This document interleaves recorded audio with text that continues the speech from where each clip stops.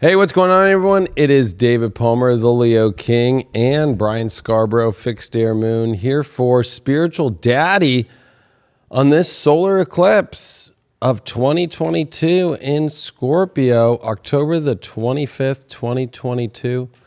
It's been weeks since we were here in the studio to be able to do the show.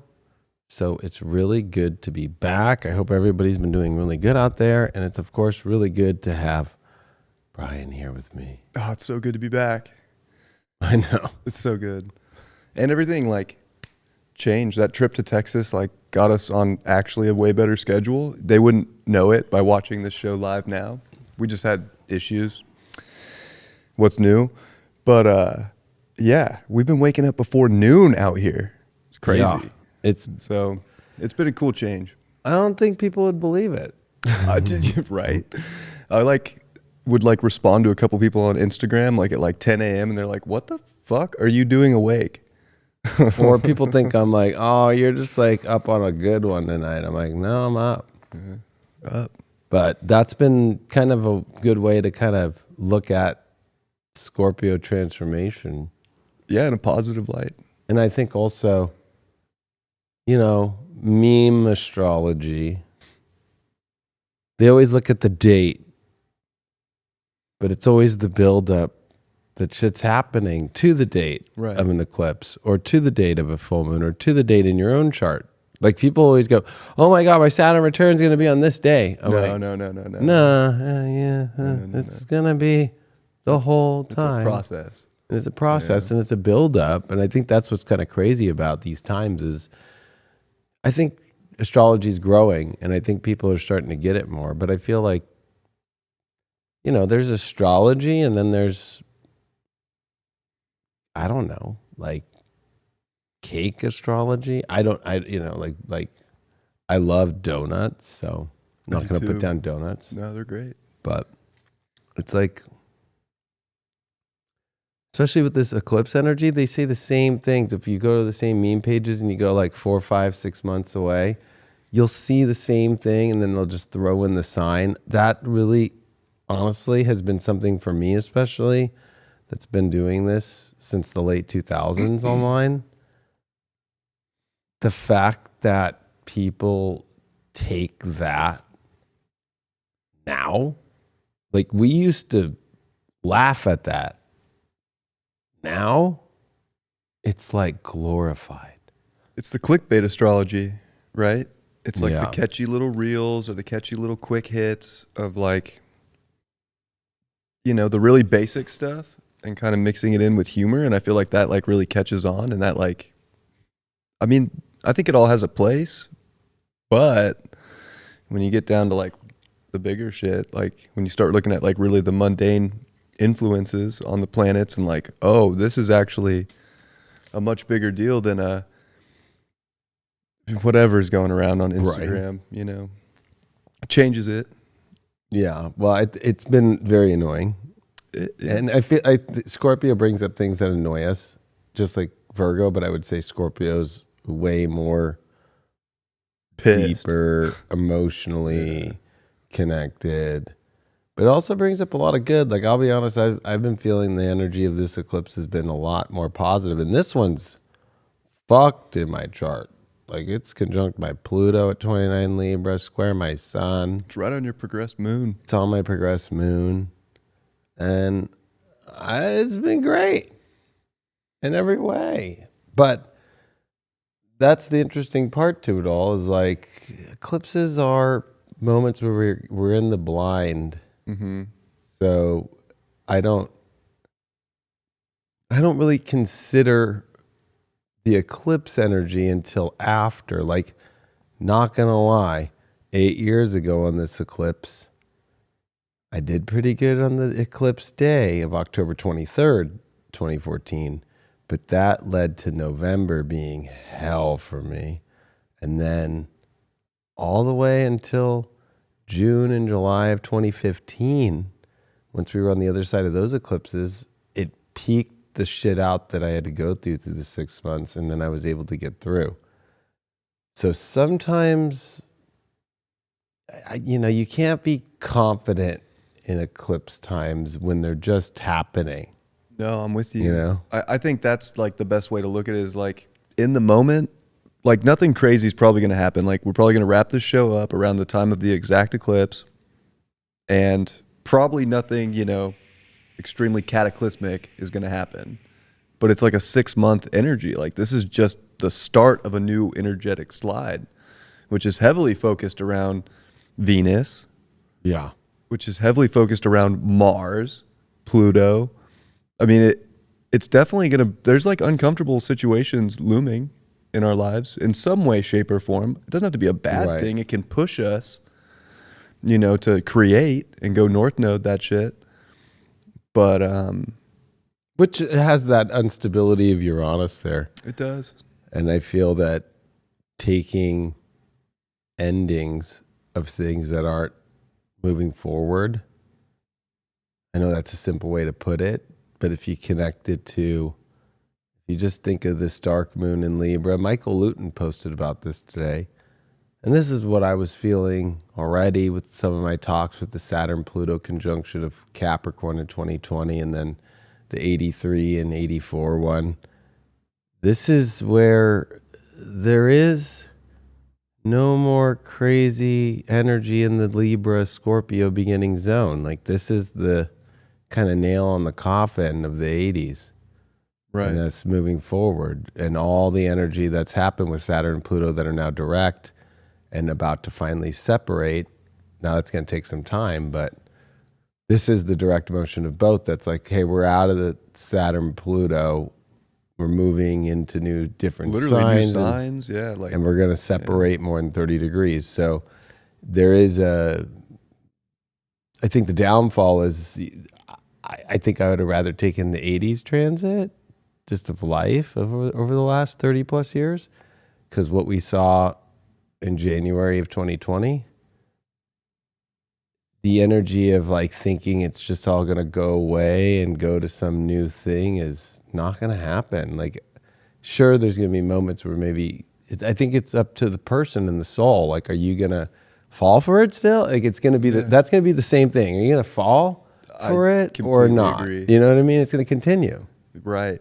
Because, I mean, that's kind of what I was thinking with this energy and just with Jupiter being a few days away from coming back into Pisces with Neptune, is that Scorpio deals heavily with like manipulation energy. Yeah. And Pluto's now direct in Capricorn, which disposits this solar eclipse. One of the dispositors. Mars retrograde's another.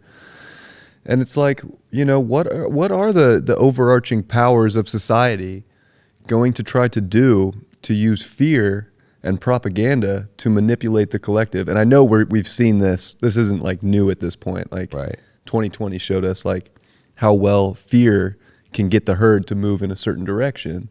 Big time. So what's the next one? Is it going to be a fear of a sickness? Or I think both of us would probably be on the same page and say it's probably fear of nuclear war, you know, something that's going to try and really herd people as Pluto finishes up in Capricorn. Yeah, I think a lot of it's going to be money. Yeah, the Venus. It's right all connected. There with the eclipse. If you see how much has been connected to the war in Ukraine is making, we have to pay higher gas prices. We have to pay higher this. We have to pay higher inflation.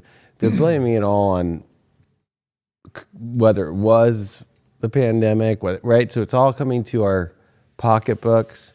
And it reminds me of, honestly, and I know it might sound a little dystopian, but V is for Vendetta, where it's like people just give away their freedoms and their rights, especially this North Node Uranus energy and the Saturn squaring it that's come direct in Aquarius, right? Like this is going to be where people are going to have to not just like, I don't want to get too political, but just start voting for the same party that wanted to restrict your life and to force you to take an experimentation that honestly, even the EU invited the Pfizer CEO and he didn't show up, and they called him out and they showed all the papers that are all redacted and you can't see everything. You're seeing Scotland, you're seeing the UK, you're seeing a lot of places going, this isn't right. And It blows my mind on how many Americans still are on the story. Like they're still on the, oh yeah, no big deal. Like, oh yeah, I gotta go to CVS today and fucking, I'd rather be bitten by a vampire. I'm in a little vampire thing right now. Fuck yeah. But you know what I mean? Like, I don't know, man. I can't, I don't resonate with that way of thinking at all. It's very hard to put myself in their shoes, unless I just really get like super objective and Aquarius about it and just be like, well, they want to feel safe and secure, and they're told that they have to do this to have that same security that they're used to, which, I mean, I've been kind of harping at this for a while. It's like, those are the things you don't want to do. Like when you're manipulated to feel secure right now, your security is going to be taken from you. Your freedom is going to be taken from you. And that's the crazy thing too, is how, especially in America, the only real place that we have freedom, and it's like in our Constitution to have that, people are scared to death of freedom. Like people don't want it. no. They want to be governed. They want to be controlled. They want to be told what to do. Somehow it's safer that way. I mean, it's interesting. Yeah, it's really weird, to be honest with you. It kind of gets me looking at the midterm elections here, and that we're going to have an eclipse, the lunar, in 2 weeks on the midterm elections in America. And, it's square Saturn, and it's going to be conjunct Uranus, so there's going to be a lot of surprises. Mm-hmm. And I think a lot of things, depending on the surprise energy of what you called surprise, like, I feel like there's a lot of things that, if you just take the media again, they're trying to really put out the case that, there's a party and they're the worst people on the planet. They're ruining democracy. And it kind of blows my mind, since if we would have lost America, I could understand that.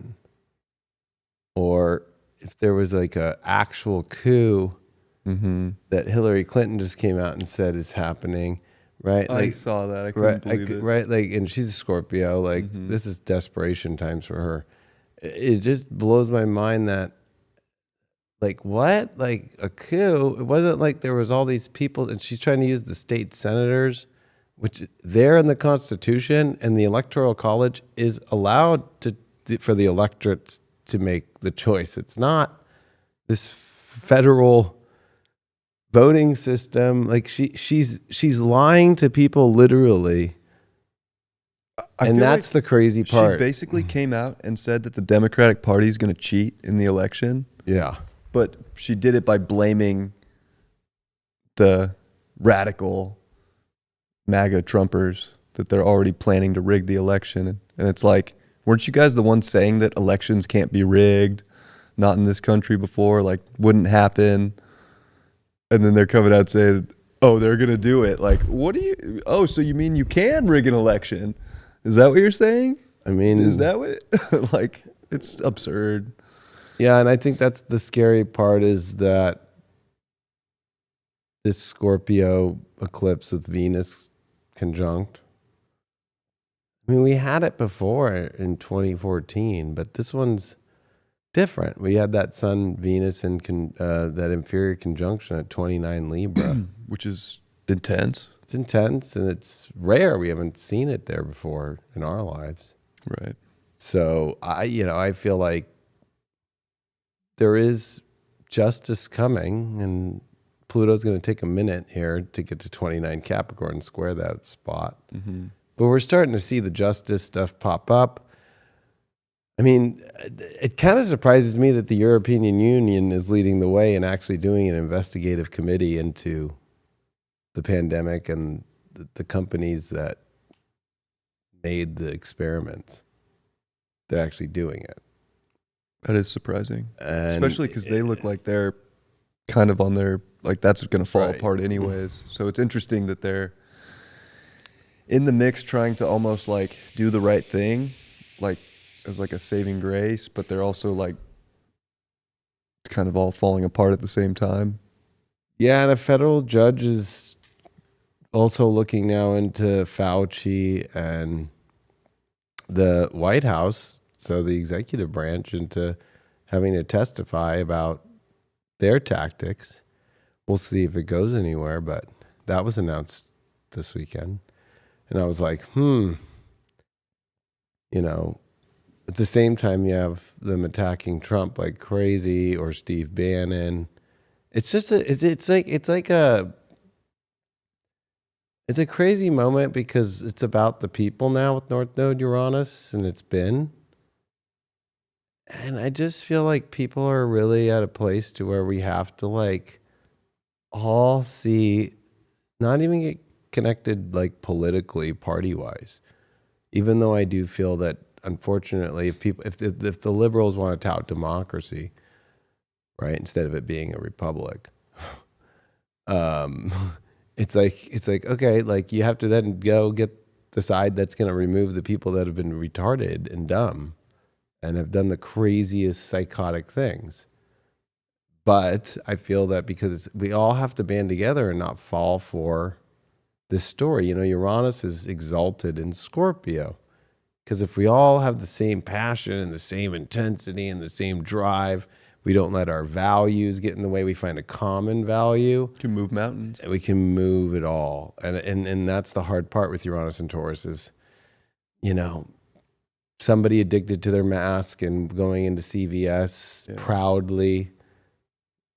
He's not going to do that. 100%. And our values are all over the place. They're all over. And so this Scorpio stuff brings the money thing up, because whether you want to look at it as from the pandemic or what's happened to kids in schools or what's happening, you know, everywhere. Like, it was weird. Gavin Newsom just had a debate, and it was like on Sunday. Nobody really watched. And he's running against a state of California senator. And he's not part of the federal government, but part of the state. Is it Dolly? Is that who? I think that's his name. Yeah, he's up from NorCal. Yeah, he was. I wrote to him during the pandemic once. Oh, you did? Yeah, and he responded in an email. Yeah, he's cool. Like, I actually really like that guy. I mean, obviously, he's like part of the farming and all that stuff. Yeah, and he's on the team. Like, he's a solid dude. I don't think he's gonna win, but I think it would be great if he did. But I feel like that's not gonna happen. He didn't have any big corporations or anything behind him. Nothing. And there was no ads, right? Yeah, I haven't seen anything. It's funny you mentioned that. I was like, who is running against Newsom? Right. Like, I haven't heard or seen anything. I think that's the biggest story that's happening in this eclipse is you have the biggest state, fifth largest economy in the world, and a Republican's running up against Newsom, who has got the most money of any state, spent the most money, and has created the most very radical left-wing stuff we've ever seen in America of all time. And he just sits there, and Newsom keeps saying, "Oh, you keep opposing all the stuff I do," and the best thing he says, "Well, I mean, you have all this money, and just go walk the street, everybody. Has anything changed? It's gotten worse." So that was his argument to things. Mm-hmm. And Newsom looked really bad, especially because of the stuff that he's so proud of stuff he's done, but we're not seeing anything. And people are afraid of, I mean, we were just in Texas. People are like never going back to California. Like, I don't ever want to go back there. Yeah, it's crazy to see what the vibe check is on people from other states about California. People think it's so fucked here. I know. And like living here, it's like, it's actually not. Like, majority, like, I don't know if I've ever met or spoken to a Californian that actually was like, Governor Newsom's doing a great job. I just haven't come across that person. I'm sure there is a person out there, but there's a lot. Majority of this state is a rebel. Like, California still has like that kind of edge and rebel like attitude. Like, people here want to fucking surf, they want to fucking snowboard, they want to skate, they want to make money. Like, Yeah, they want to have a good time. They want to have a good time. They want to live life. They want to chase dreams. Like California still has all that. And a lot of that goes before these politics in a lot of ways. Like people kind of forget, like California's edgy. It's not like... Yeah, and it made me think of like the surprises, which I think might be good just to kind of show like the chart of the eclipse here. Because I feel like even though it's not maybe the biggest surprise chart, it's what's kind of happening in between this eclipse and the next one that's massive surprises. I mean, it is a change in values and in people's actual physical realities, and letting go of an old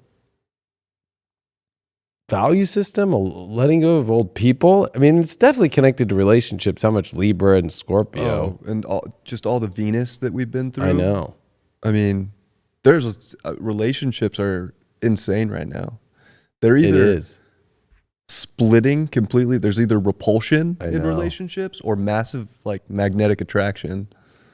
Yeah, and the repulsion is like stuff you never believed would happen. Right. It's usually some kind of abandonment with Scorpio or betrayals.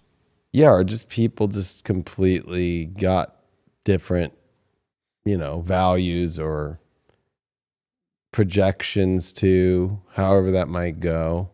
I think it's interesting too that Mercury's finally gonna get ready to conjunct Fortuna where it retrograded on. Right, and square Pluto. Right. And then Fortuna, of course, square Pluto is very interesting in this whole, I mean, eclipses are fated enough, and here we are with this like wheel of fate, fucking square Pluto.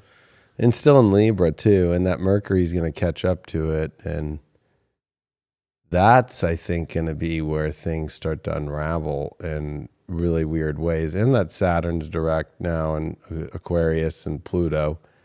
And so they're both knowing, when they both turn retrograde next year, they'll be far apart enough to be like, all right, you're out of my energy. Yeah, it's like a new moon. Like once you get 30 degrees out, you can start to see the moon again. It's like that vibe. Like once they get that semi-sextile, like it really kicks things off. I know. It gets out of the dark phase. It's true. And so that's, I think, one of the biggest things is this coming to its end. And I think Jupiter just right on the cusp of coming back into Pisces. Yeah, that's the big dog. And quincunx to it. Right.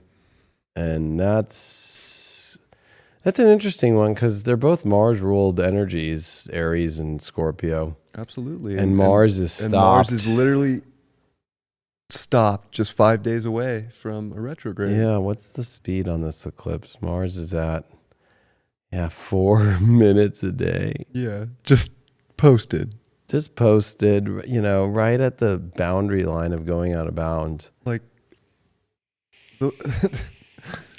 that's like marching forward and then just being like really fucking confused, square Neptune, like wait a second, like what were my orders? Like what? Yeah. What was the intel? What's the objective?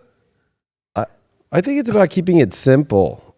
Yeah. Because Neptune's so wide, right? Like it's beyond wide. It's a horizon line that's infinite in the, like from space to frequencies to spiritual frequencies especially, or dimensions, or, that's Neptune in Pisces. It's a infinite place that it's like a vacuum that you can get sucked in. You can't try and find a needle in the middle of an infinite universe.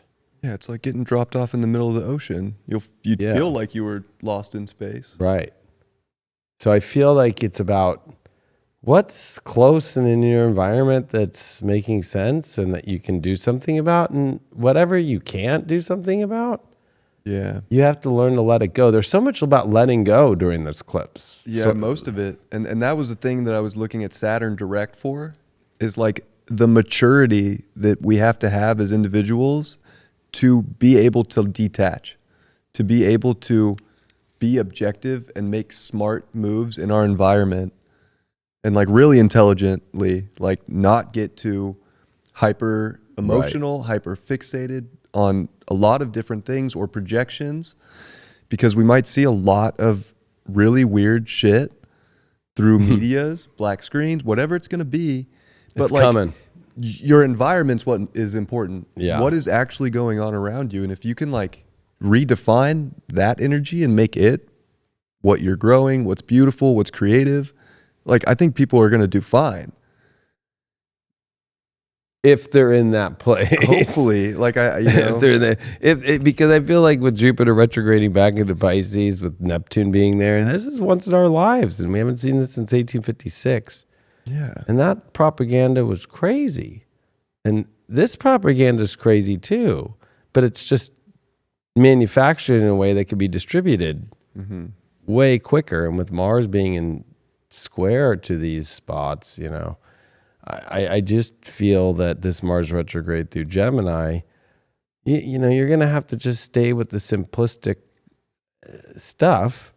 And it's going to be complicated still with North Node, Uranus, and Taurus. But again, that's Taurus to me is simple too. It's like, what's the top shelf of life and what isn't? And the what isn't is this let go. And Scorpio with the South Node, Venus. I mean, Venus is detriment here, and Moon's fall position here. So, you know, to have, I would consider the Moon a benefic. To have this benefic energy in the Sun in Scorpio with the South Node, there is a benefic side to it that could feel really good, but I feel like it could become like lazy. Like if you're going to let go, the North Node in Taurus is like, well, what the fuck are you building and what are you like figuring out to do? You know, it's like you can't just let go and just say, all right, I'm just going with the flow now. It's like, No. no. I like what you said about Taurus simple because it is. And I even feel like with Uranus there, though, it doesn't necessarily have to be this crazy equation, but almost something as simple as like changing our schedules. Yeah. Like that little tweak in our like physical world that's a little weird, kind of just happened. Like it's like little adjustments and weird movements that maybe you weren't predicting you would do, but going for that and trying it could be where the gold's at. Yeah, and you know, I'm not gonna lie, it was my girlfriend who was part of it for me, because she was like, I don't mind it, the schedule, but I like to be out in the day. And I'm like, yeah, I always am out in the day, and I guess I miss it too. And so there's that Uranian third perspective, right, or some outer different or person. And I was like, you know, our relationship's going so well. We moved in together. We're talking about our future. And it's like, that's one of the first things that we wanted to change to make our futures to the story that we want. And it's already happened for the last 2 weeks. And it's been so much better. And let's be honest, like in a relationship, there's way more relationship activities to do with each other during I mean, our Mars and Scorpios could. I'm could sure, alter but that, like, you as know, I'm dressed like as other a outside fake activities vampire other at the than moment. Mars and Scorpio activities, Right. you know, there's more opportunity there. So like, Yeah, I think no, it makes sense. there I is. don't know. I mean, we were just in Texas, and that was a very interesting time. Because we were 2 hours. We were 2 hours. Remember, we were 2 hours behind. Yeah. And so, like, So it started at 10 a.m. and that's our 8 a.m. I know, which was when we were And we going to were bed late before by we an left. hour every day. We tried our best. We tried our best. And then, but getting into that schedule was It's like, hard it's in the about, beginning. if Uranus kind of throws you into something different and it's good, with Taurus, you keep it. Yeah. Exactly. Like you said, it's like a goal. It's like discovering gold. Are you going to just like throw the gold away? Right. You know, it's like, no, I'm going to keep it. And then what do you have to let go? It's like, maybe some of that pyrite, you can finally let it go. No matter, and you know, it kind of reminds me of people in the spiritual community. They'll like hold a certain crystal, or they'll hold something, and it's like, let it go. It's like, but I have so much significance towards this in my life. Like, I always do well with money, or I always do well with relationships, or I always do well with this or this or this or this or this. And it's like, just let it go. There's something better here. What if this can bring you better things in life? Even better. 100%. Right? So it kind of reminds me of superstitions, South Node Scorpio. Honestly, this eclipse is that's a good fucking way to go with it. It's very superstitious. I feel like Scorpio's very, it has that occult energy to it that is kind of based around, I think you could call it a superstition or this like deeper belief or emotional attachment to whatever it might be. Like, I love this piece of moldavite. It was the first piece I ever got, and I wear it every day. I have ever since I got it. I would be fucking a little devastated if I lost it. I'm not gonna lie. Like, I really don't want to lose that. Right. But it happens. You know what happened once? Kind of random. But when we were launching the jet skis in Huntington Beach, it broke on the steering wheel when I was in the ocean. You caught the moldavite? The moldavite landed on my lap. The rest of the beads went everywhere, but the moldavite just sat on my lap. And the water was like up to my I know. I was just like, oh my God. It stayed with me. You know what was weird was if I remember right, that weekend, I think it was Sun Uranus or something like that. Yeah, it was May, right? Yeah. Yeah. That was a crazy weekend to be out in the ocean. It was. And it was also Jupiter 29 Pisces. Yeah. And was it maybe Neptune like retro? I don't know. Was there something with Neptune? It was a very auspicious day to be in the ocean.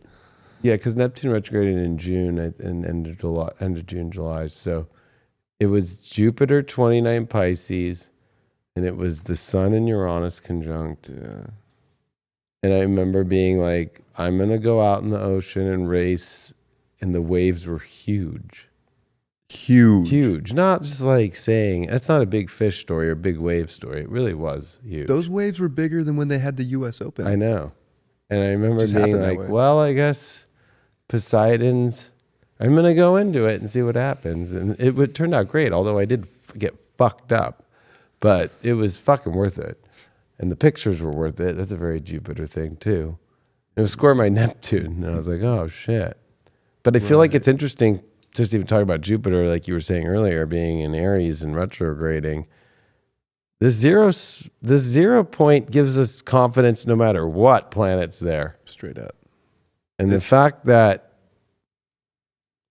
it's going to get taken away.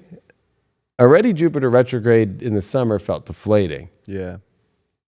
Now it leaving Aries and coming into Pisces at its home, but in retrograde is going to feel like things are going to turn really fast on a dime right after this eclipse. Like this eclipse is going to be kind of, I think, a nice moment. I don't think it's going to be.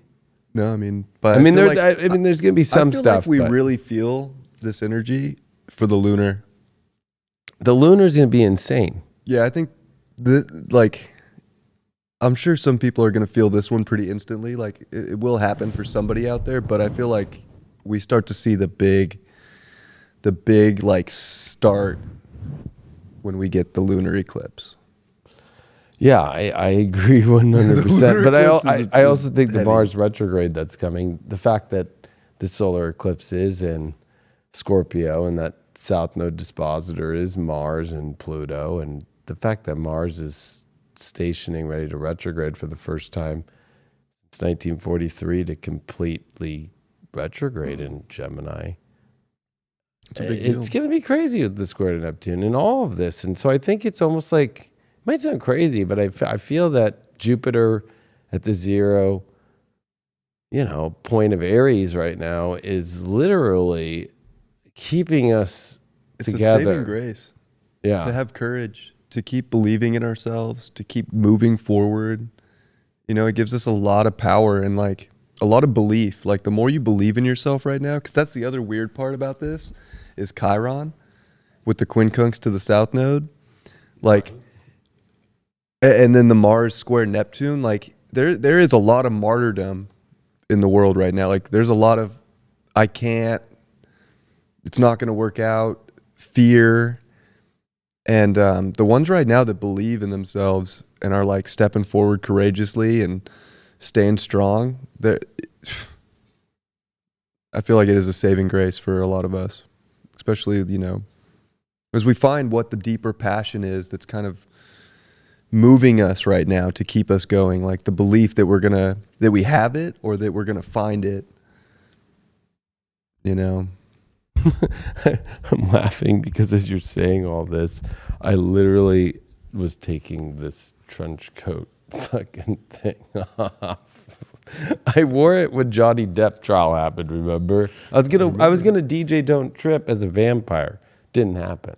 Well, you found a bunch of dope gear at Don't Trip and change of plans. Pivot Yeah, moment. and I rethought about it. I was like, I don't know if I really want to DJ as a vampire at Don't Trip. It's not Halloween. It's the opposite of that. It would have worked.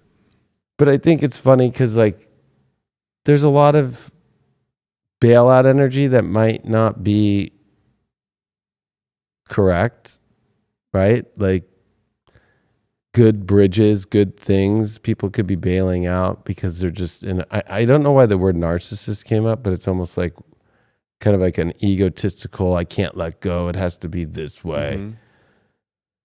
And that's where it's like, whereas me, it's like, that thing's uncomfortable. I don't want to fucking wear it. And it's not going to change my life. And that thing is not a bridge to my life. It was made in China. It's off Amazon for like $14. Take it off. I can't even believe it's worth $14. You know? Pretty good deal for a But I feel costume. like people are bailing out on really good situations, and then there's others. I think you know when to bail out when it really is not. And that's what's hard, right? Some narcissists, I guess, I've been learning more about this lately.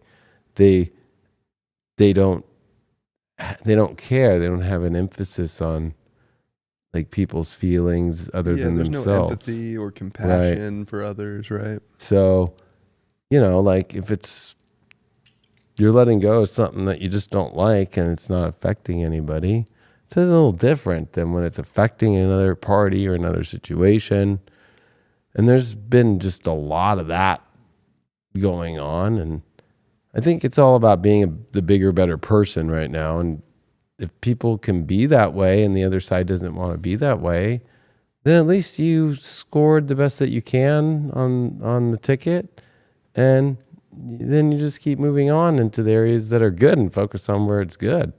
But I feel like if you're constantly trying to battle some way to win or battle even to try and help, like this is not a good time to keep putting the oxygen mask on somebody else if they don't want it.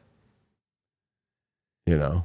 It's too steep at this point on the mountain to be dragging people up it, you know. Yeah. People either want to keep going and they have drive and they have it, or they don't. And honestly, it's like people are scared of this last part of the mountain anyways. If you tried to drag someone up, they'd be fucking terrified and kicking and screaming, and it would just make your journey harder anyways. Yeah.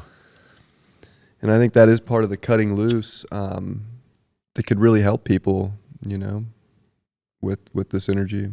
Yeah, because just even thinking that we're getting ready for this Pisces Jupiter to come back, and it's only retrograde until the end of November, so we have about a month left here of Jupiter retrograde.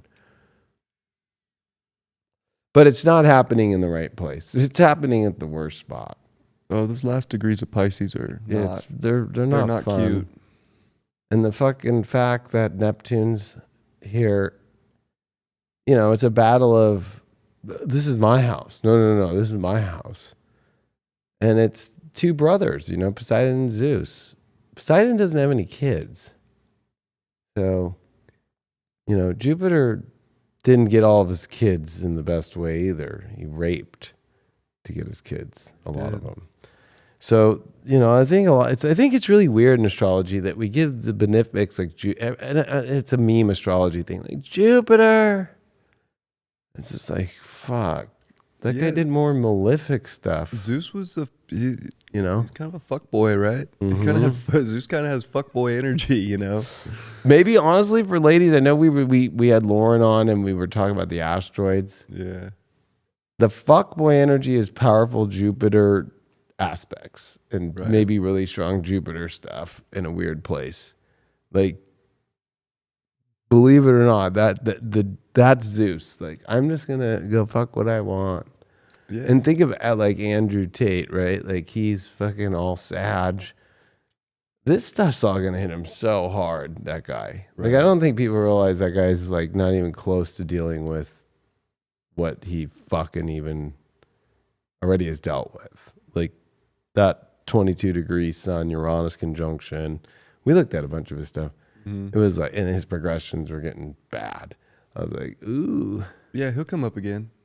Guaranteed. Yeah, but I don't think it's going to be a positive thing. I likely no. Likely not. Like, I don't believe in censorship, so I think that was fucked up. Yeah. But I also, at the same time, was never inspired by him at all. So, I still feel that anybody that's been censored has been crazy. But I feel like there's been a lot of censorship that's been happening to where they're just kind of sliding in different people, right? Mm-hmm. And the fact that a president is censored, right? I mean, that's the scariest part. I mean, look at Alex Jones. I know. Like they're going after him so hard, pretty much just to censor him. Like that's what it looks like. It looks like a big grand scheme just to like make an example of how bad you can get censored. Like not just like taken off social media, but like fucking hitting the pocketbook. It ain't going away. No. It's gonna that was an example. Yeah. It's gonna get worse. It's gonna get worse. When I made the prediction that censorship was coming in 2017 and it was going to be really hardcore, it's not like a little moment. It's going to be very difficult because even Elon Musk trying to buy Twitter now, not DOJ's, the White House thought we need to look into this agreement before. We want to make sure that it's safe. Like what? Or look at Kanye, like Ye. Sorry, I don't want to call him Kanye because he's Ye. I listened to what he said and I was like, okay, like I'm going to make sure I call him Ye. He wants to be called that. Fair enough. And I'll respect that. But, it was interesting. I saw a bunch of liberal people I know today because I don't know if you heard the story about how, he went against the Jewish media. Oh, hard. Yeah, he did. And yeah. so in LA, which this made it seem very off to me. In LA, a bunch of Nazi supporters started saying, yeah, Hitler was right, Ye was right, like going against the Jews. And I'm like, LA? Nazis? They all left here a long time ago. Like, This is not, kicking fucking jaws into the curb shit anymore around here. Like American History X, Crazy movie. It is. It's not like you have fucking that here. So like that's what's kind of weird is like there's it reminds me of, it is weird. He went and gave White Lives Matter shirt to a bunch of the homeless population in LA and the liberals and all the celebrities were freaked out. And it's like, he's giving them clothes. I know. How dare you put a new shirt clothes on that homeless person, you terrible person. But he's putting up to buy Parlor, which got shut down. Remember? Yeah, a long time ago. Got brought back. The areas to find where you can go are getting very, very, very difficult. I mean, my Instagram's been, I don't even know what it is anymore. Yeah, that's weird. That was weird, the live we tried to do before this show. That was very strange. Like, the best internet you could possibly get is in the studio. That we're streaming on right now. And somehow couldn't do an Instagram on a brand new iPhone 14 Max, like, Pro Max. There's really no reason for that. Like, it's got to be something else. Yeah. I don't like what I say, but plus I guarantee I could go live right now on Instagram. And there would be no issue. And it would, yeah. So. And because people do here all the time. But that's where my account, I've been through so much with my account that I'm just like, it's just sad now. I'm like, this is just a joke. Mm-hmm.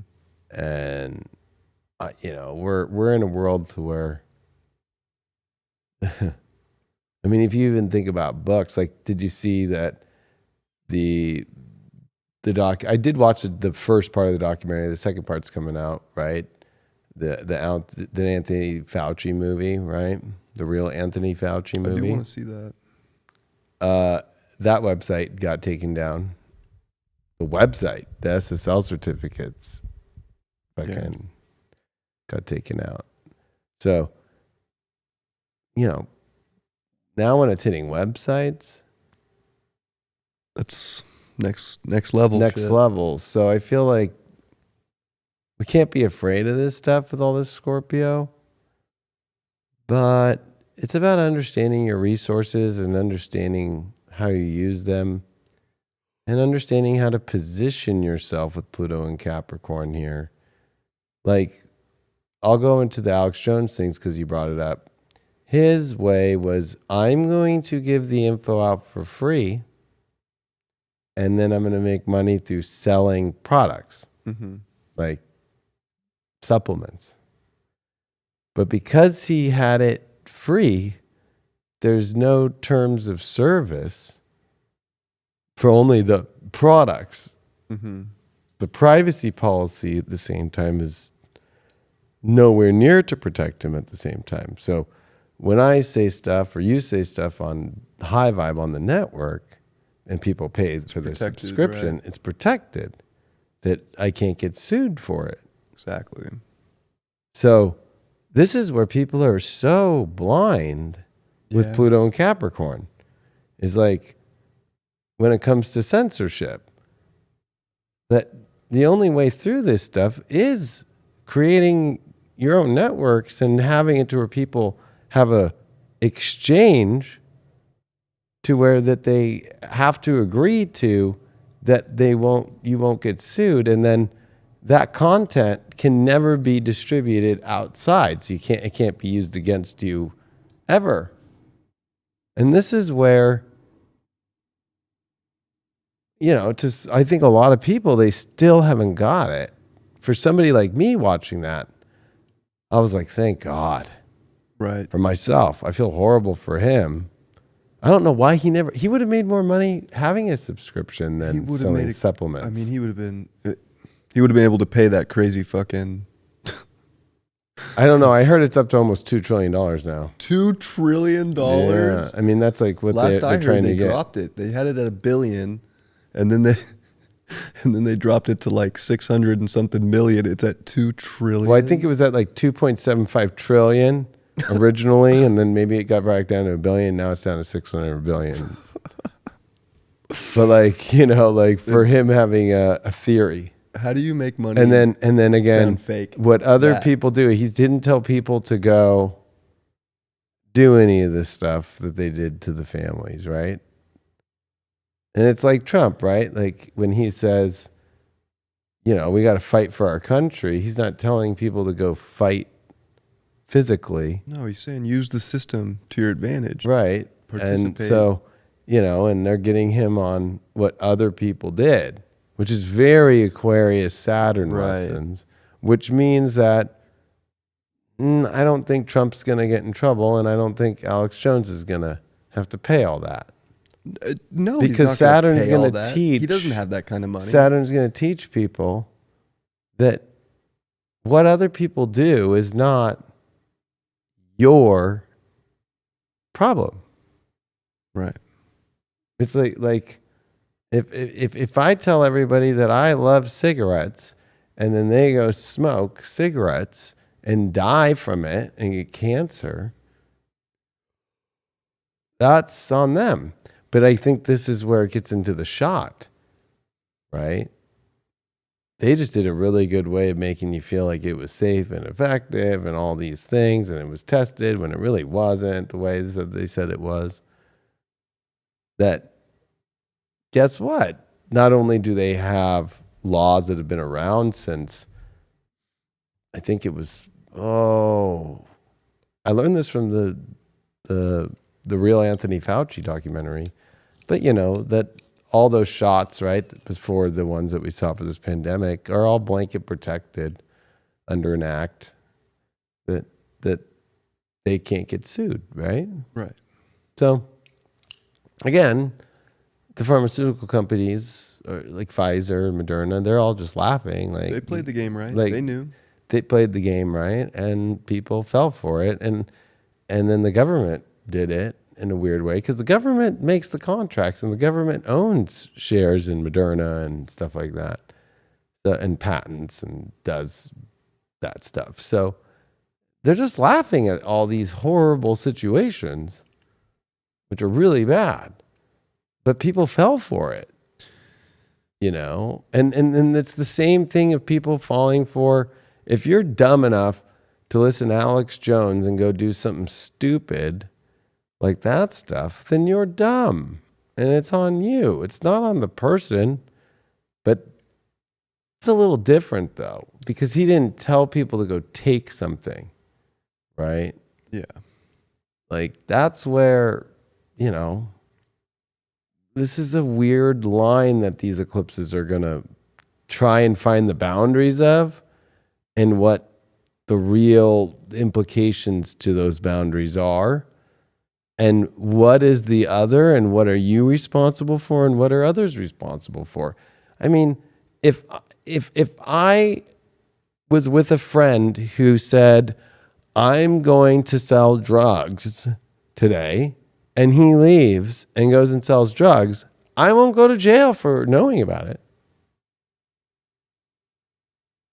because I didn't do it. Right. Even if I told him, go do that, bro. Fucking go sell those Go drugs, live your bro. Fucking that money. Get that money, bro. Or if somebody was like, yeah, I want some new speakers for my ride. That was like things that were said back in the old days of old hip hop. Yeah, bro, go boost Like, that car. Yeah, that's what I'm saying, right? Like, if you said that and they went and did it, they're not going to go. Yeah, they're not going to get handcuffed and be like, well, Yeah. my friend told me that I should go boost that car, bro. I know. So really, like, if he didn't say that, I wouldn't have done it. So Right. really, like, you should go arrest homie over there. Right. It doesn't work that way. That's what I think so fucking crazy about these times with this Scorpio and Taurus, and with the North Node being in Taurus is, I mean, and with Pluto at the end of Capricorn here, it's about your own responsibilities. And Saturn, I think, is going to teach a hard lesson to a lot of people in the hive mind and a lot of the shadow Aquarius stuff, right? Which is like this idea that, utopia exists. When a utopia exists, when everybody is held liable for their own shit that they do.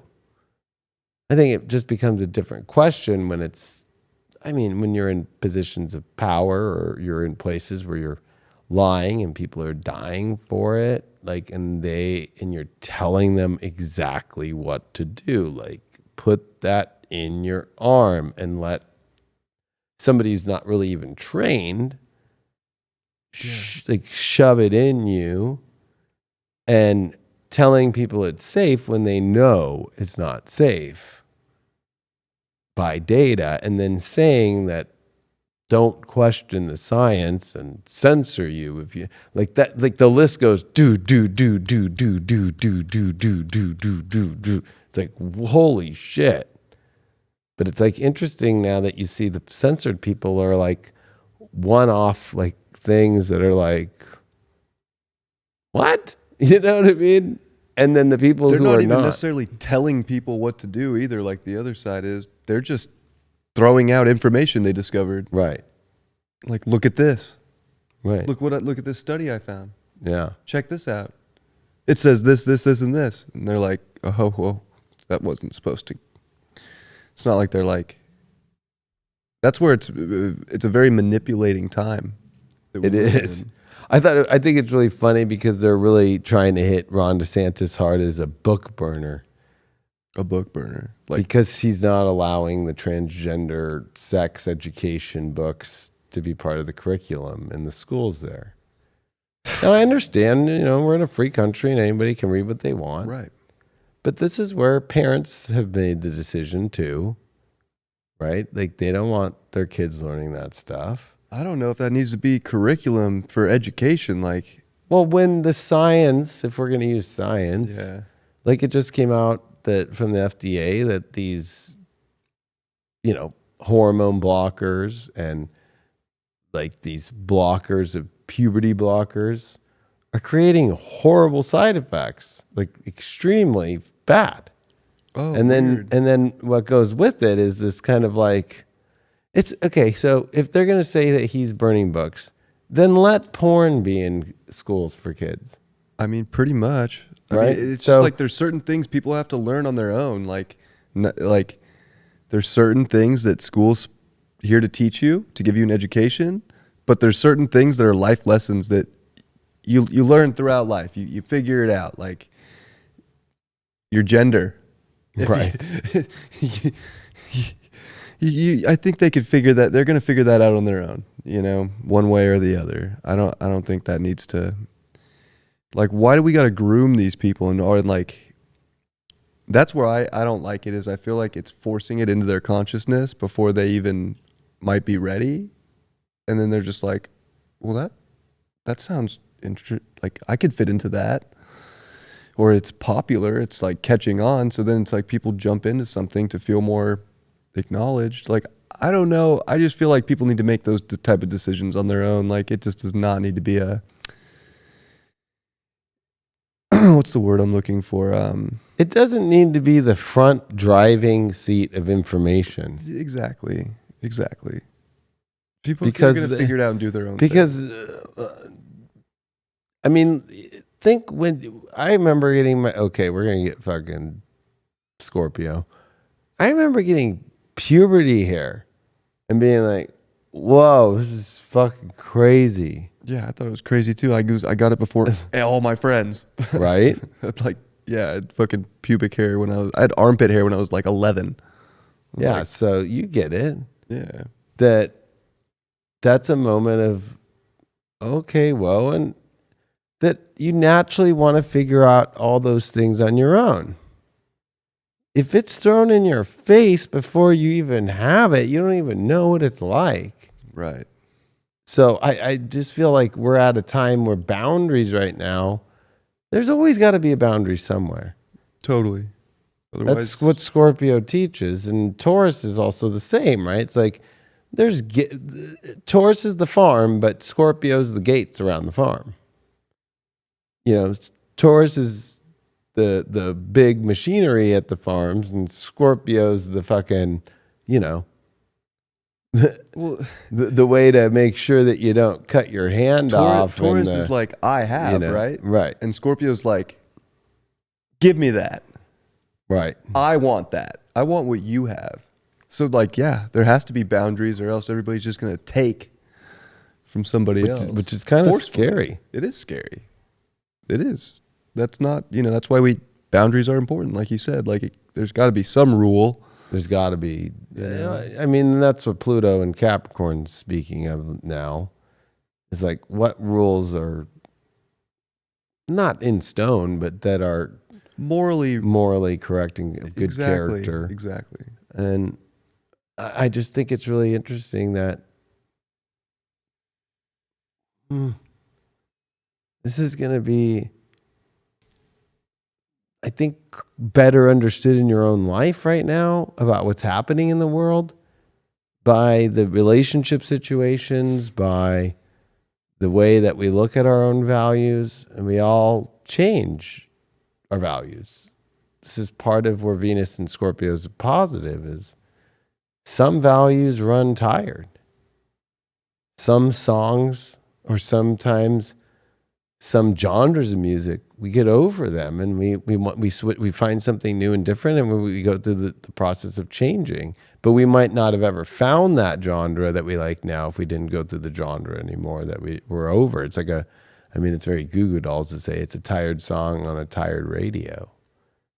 And so, Venus and Scorpio can be excited about the new song that comes in, while at the same time it's about kind of almost led by that the song that you've been listening to is tired, and it feels like it is on a tired radio. Right. You know? It's almost like playing a song over and over again, but then it kind of, if you think about like Spotify, it'll like set you up with a random next song that could show up, or a Discover Weekly that could show up. So it's like by getting really invested in something that you do value, it does lead to the transformation into something else you might value, but you have to be willing to like let go of the other thing and stop listening to that or getting into that to get into the next thing and to get into the next process of what you might really want to attach yourself to, that you might find a ton of value in. Right. Everything dies. Like, I love that about Scorpio, right? And that's why Venus doesn't want to be there. Venus is like, oh, I love this relationship. I love this money. I love this stuff that makes me feel good and secure. And Scorpio's like, yeah, it's going to die eventually. And I think those are great lessons for us. Yeah, it's realistic. You have a pimple. Taurus is the makeup, I always say, over the pimple. Or you have a scar, you have a cut.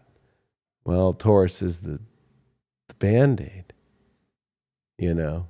And so in Scorpio, it's about like being real and looking at yourself, and with Venus being there, it is where we can over-attach to, I used to look this way, or it has to look this way. Like, life changes. So the more that you allow the change and embrace it, then Venus in Scorpio is a beautiful thing, because it does birth something from a death of something and an acceptance. It's mainly about acceptance, the acceptance of what's inevitable. And that's a hard thing to have values. And we see it in our society today, where truth is something that only wants to be told if it's got a nice thing attached to it. But to tell somebody an inconvenient truth or something that's hard, you know, it's like always like, can we talk about this? And then I don't want anybody to know. Or, you know, it's all hush hush and secret. Or it's always like, you're a dark, bad person for even questioning that. Mm-hmm. I think it's different though when it's, you know, online people say crazy shit to me. So I'm like, they're not even in my life, so they don't even know.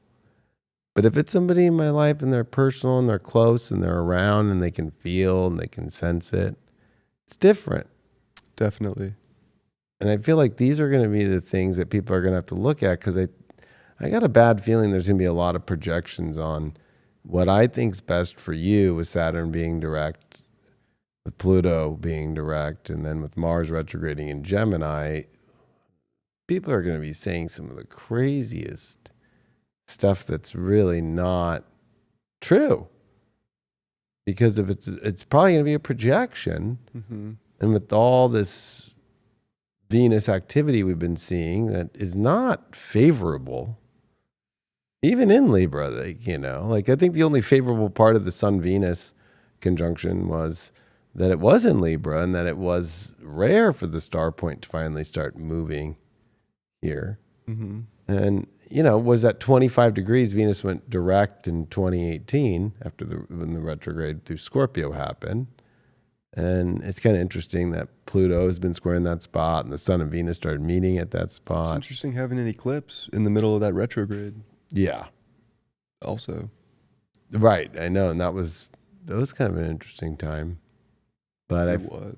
But I feel that now we're at a whole different ball game now, where, you know, people have to weigh things out and see where their own issues are being projected onto others or to a person or a relationship.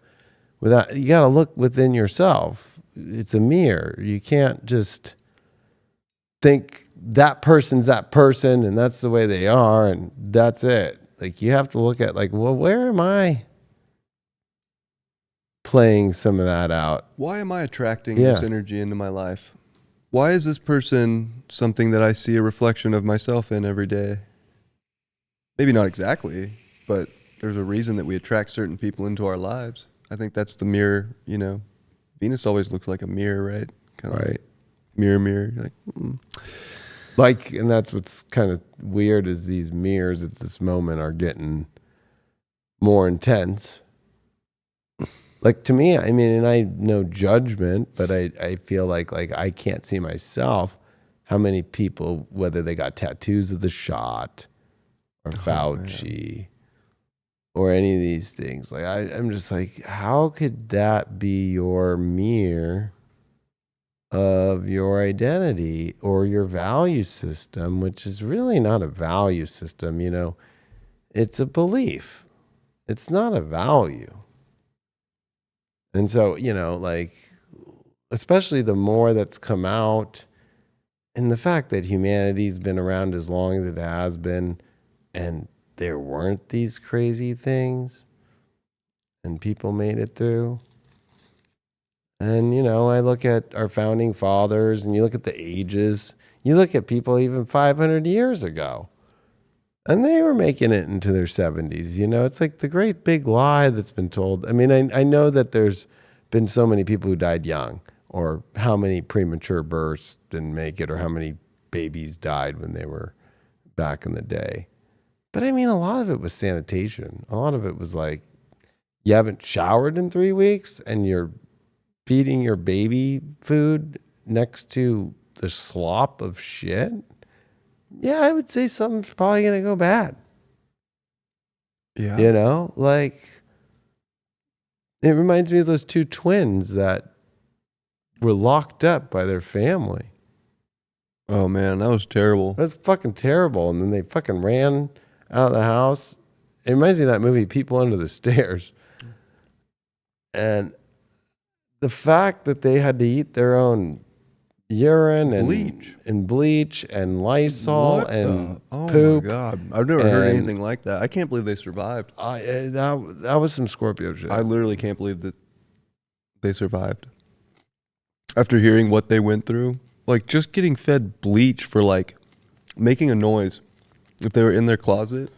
Yeah, I thought soap was bad. I guess not. Bleach? I know. I feel like that would straight kill somebody. I don't even know if parents today do the soap thing. Like, I had soap put in my mouth for cussing. I never had soap put in my mouth. Happened once and then never happened again just because I think like the end of those times. But I was pretty good at not cussing in front of my mom.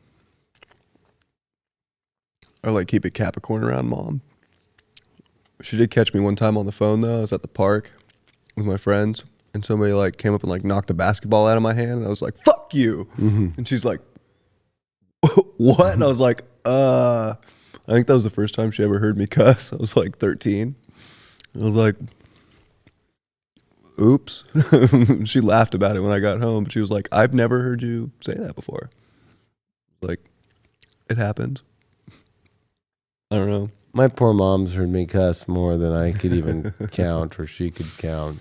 My mom lucked out. I was a really good kid. Well, I don't think I was cussing in high school around her. Right? No. Like it wasn't like I'd be like, Mom, fuck this dinner. Yeah, no, I definitely didn't do right? that It wasn't stuff like that or yeah, you know, but I'm saying that right when I got out of high school. Oh yeah. Boy. I was like, hey, I'm 18. I'm in the Navy. Fuck this. Yeah. Fuck the Navy. Which is I've never really told this part of the story of why I got out. What happened in the Navy is when you're in boot camp, there's a week where your week that you got in, your division goes to the mess hall that's for all of boot camp and is cooking, unless you're the leader like me. And in my divisional, like, you know, like I have a yeoman and I have like a master at arms and all this stuff that I assign. So like my top, and they carry the flags when we march. So like we get to go to flag fucking training for the big, you know, graduation.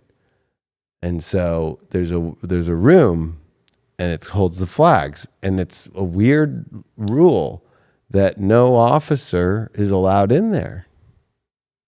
Okay. So it's the only space in boot camp where you can get away and no people would know them as drill instructors, but I was in the Navy, so they're division commanders, RDCs. The RDCs aren't allowed in that room. Why? It's like an old Navy. Navy's got so many old cultural like ways of being.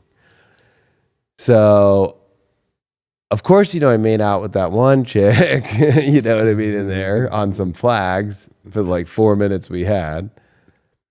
But the other thing that was interesting was I saw FTN because it was an old barracks from the like late 1800s at Great Lakes, Illinois. And I'm like, the fuck is FTN?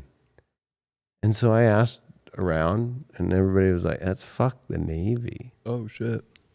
And I was like, what's that? It's like all the rebels. I'm like, who are these rebels?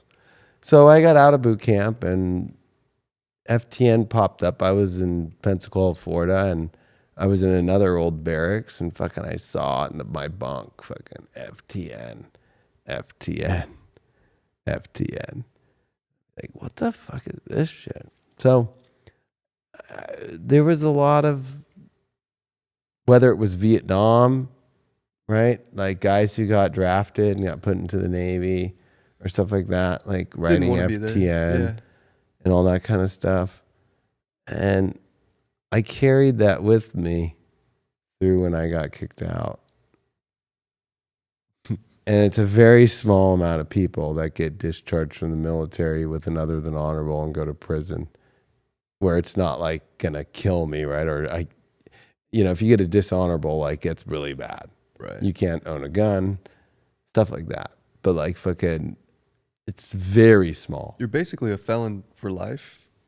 No, because it's in the military. I just can't go back into the military. Oh, why would you want to do a silly thing like that? You never know. But it just makes me think of like these times to not be afraid. I remember everybody was so afraid but myself. I remember being like, I know I'm facing years in prison, but I'm not afraid. As long as I'm holding what I know is a change and what's true to me and what doesn't feel right. And I got through so squeaky clean and it all worked out. And some people might think, oh, you must have got help. I had no help. My family didn't talk to me. Nobody had my back. Everybody was mad at me. Maybe it's a 5-1 thing. Probably. They already projected that you were going to be the war hero of the family. No, I just think it was like the moral character thing. Honorable. Well, do you know in the Navy it's honor, courage, and commitment. Yeah. Very Scorpionic. Yeah. Right? And Leo too. But fucking anyway, I think that people right now, whether it's censorship or whether it's having to let go of a bad relationship, like this is, there's always moments in astrology where it gets to where it's like, okay, if it's really bad, get the fuck out. Right. This is definitely those times. Yeah. And I think it's going to be harder than it's ever been because it's not necessarily just love. There's like relationships that are family or friends or jobs. Gosh, we form relationships right. to so many things. Like, of course, and I always say this about Libra too.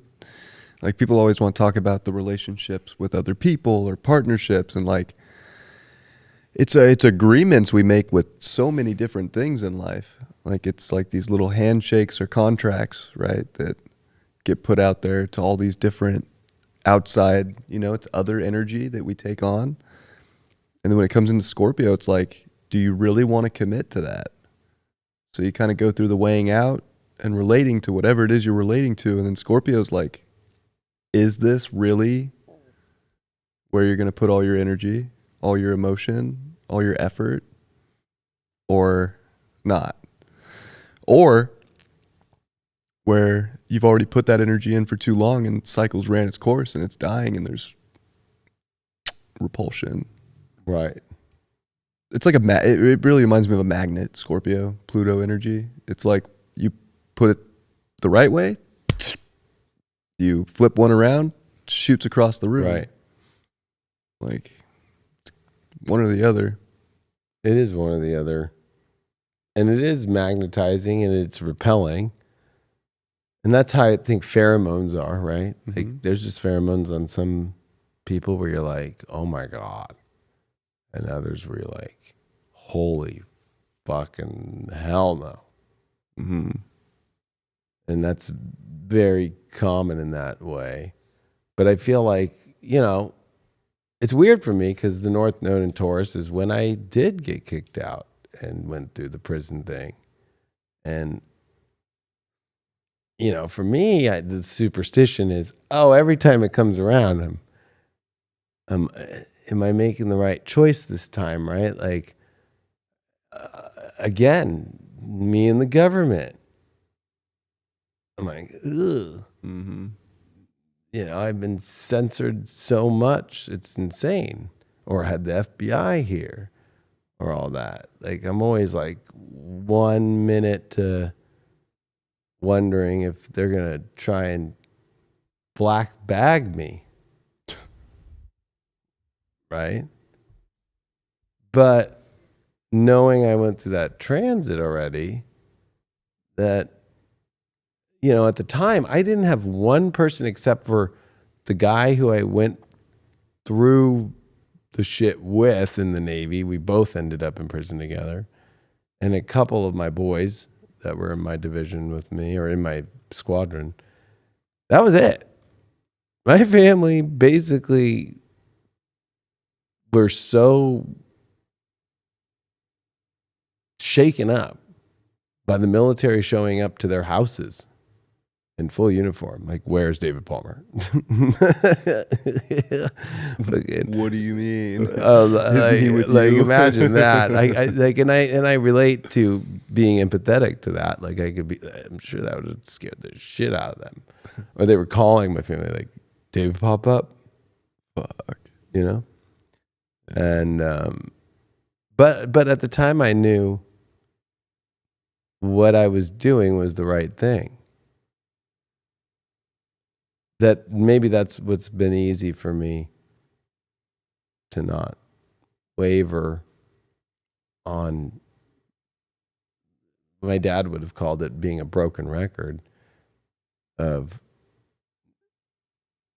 experiments gone bad, experiments gone bad, experiments gone bad. I think our soul always knows what the right decision is, even if in the context of reality and in the moment, it seems like the hard thing or like it's not going to work out or like it's impossible. I think our soul always knows. And I think, you know, that's an important thing to trust because Scorpio deals with trust too. If you're going to trust anything right now, like trust your soul, trust that deep urge in your gut right now that's telling you what you should be doing. Like you getting out of the military the way you did led you to this. Like it literally was like fated for you to go through that shit to get you to a destiny spot, which is here. Right. So, you know, thank God you listened to your soul in that moment and broke those rules and like did something that, you know, shocked people and wasn't allowed. Like those are the defining moments when you change your life, you know. Hopefully for the better. I guess you don't know until you go through it, the situation. I'm sure in the moment you were like, fuck, what the fuck did I just do? Yeah, it wasn't planned. Right. Like I literally was down here and I used to go to this club called The Boogie. It was 18 and over. And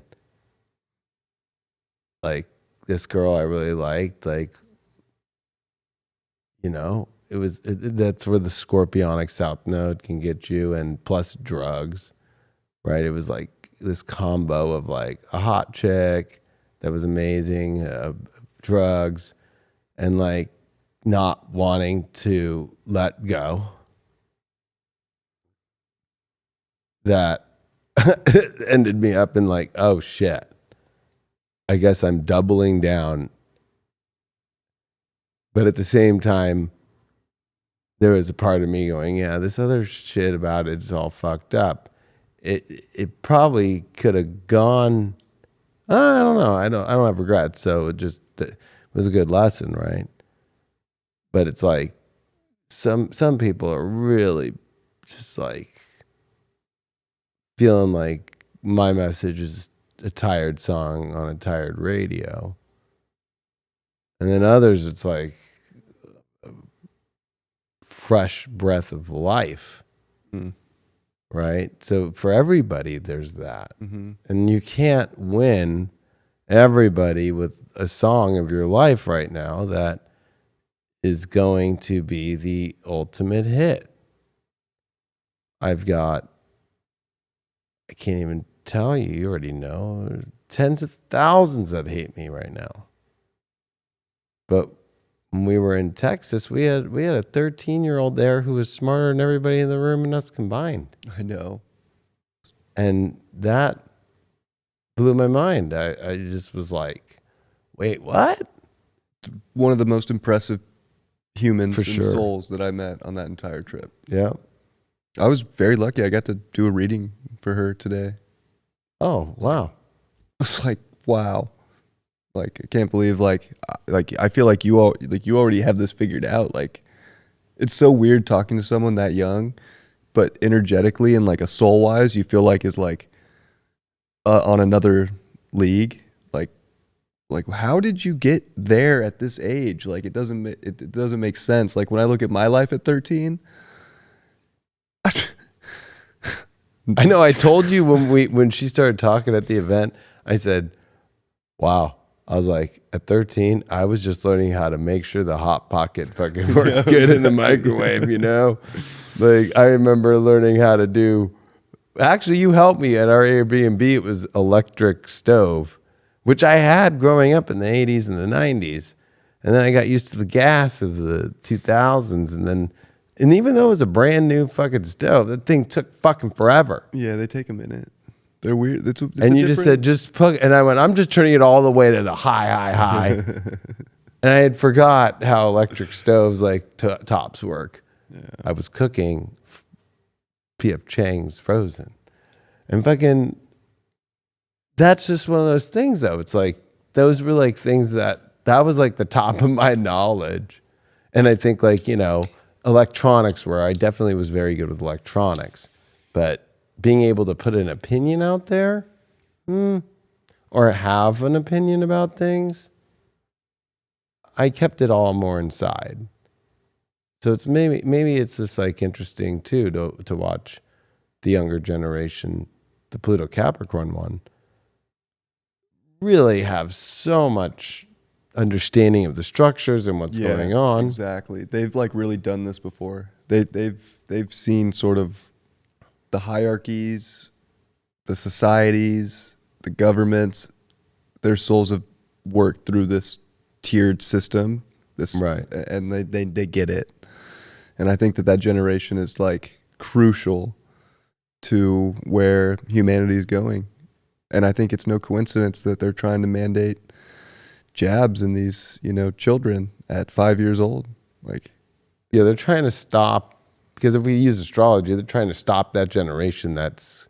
They didn't call them Generation Alpha for nothing. Right. Like, these are badass fucking souls. That's what they're doing, is they're trying to stop that generation. And especially if you look at the men, it's horrible, dude, how many men are dying from this thing. I know. Young, middle... Or just even today, that there was a dude on air... That's in crazy. The radio and fucking died on air.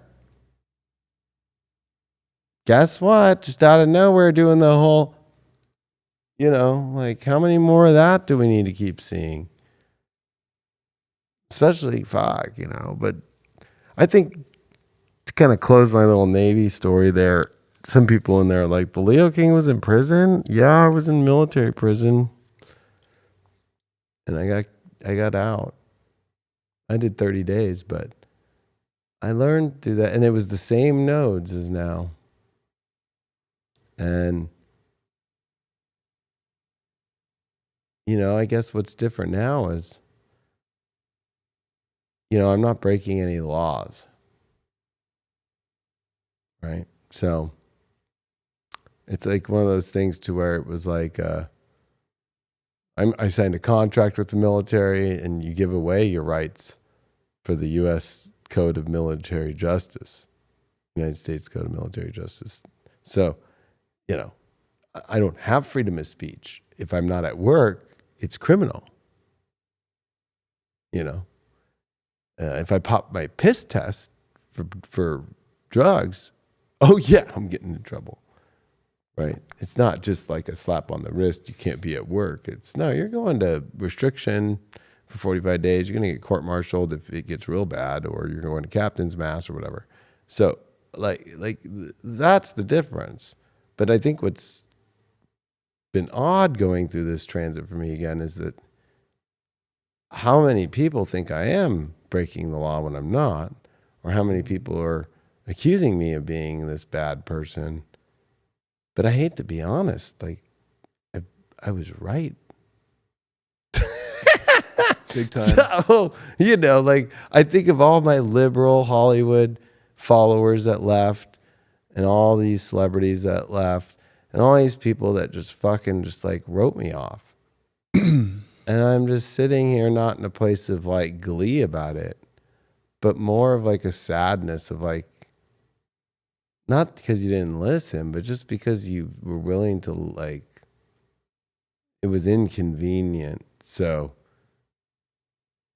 like that's what you wrote me off for. But when there was inconvenience for stuff that you were on the team for about other things in life, you were there for that, like, like I don't really like pull out on an inconvenience if somebody says something that I don't like. I don't unfollow somebody because I'm like, I don't like what they say. It's quite the opposite. It's usually like, I don't like what they say, and then out of nowhere, it's like human design. I was like, yeah, I don't really like human design. And then I finally got it, and then I went, oh, I'm gonna fucking get into it.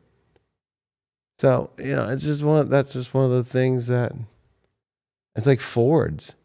I was a Chevy guy. This is so like Venus, Scorpio, Taurus stuff. Yeah. And spiritual people might get lost with this because they're like, oh, you're talking about things, or you're talking. It's like, what? Welcome to Taurus and Scorpio. This is the area where you talk about these things. Welcome to Earth. Yeah, There's things here. I don't know. Tell people. You know who said that line? What? Welcome to Earth. Who?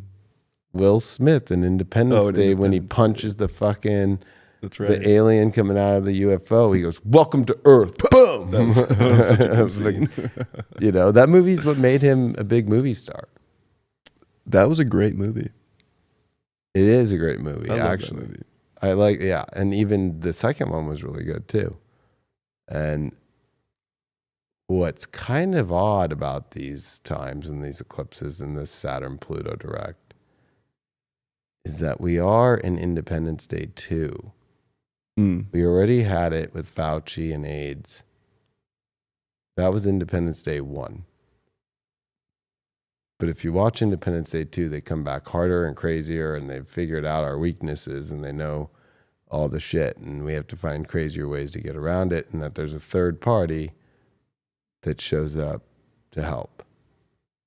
Yeah, that's kind of my fear. I don't even want to call it a fear, but my way of looking at like Pluto direct and dispositing this eclipse is that whatever the powers that be, Capricorn, the control structures, the people in charge, they know Scorpio, that kill shot, if you will, that like exact direct hit to get what they want.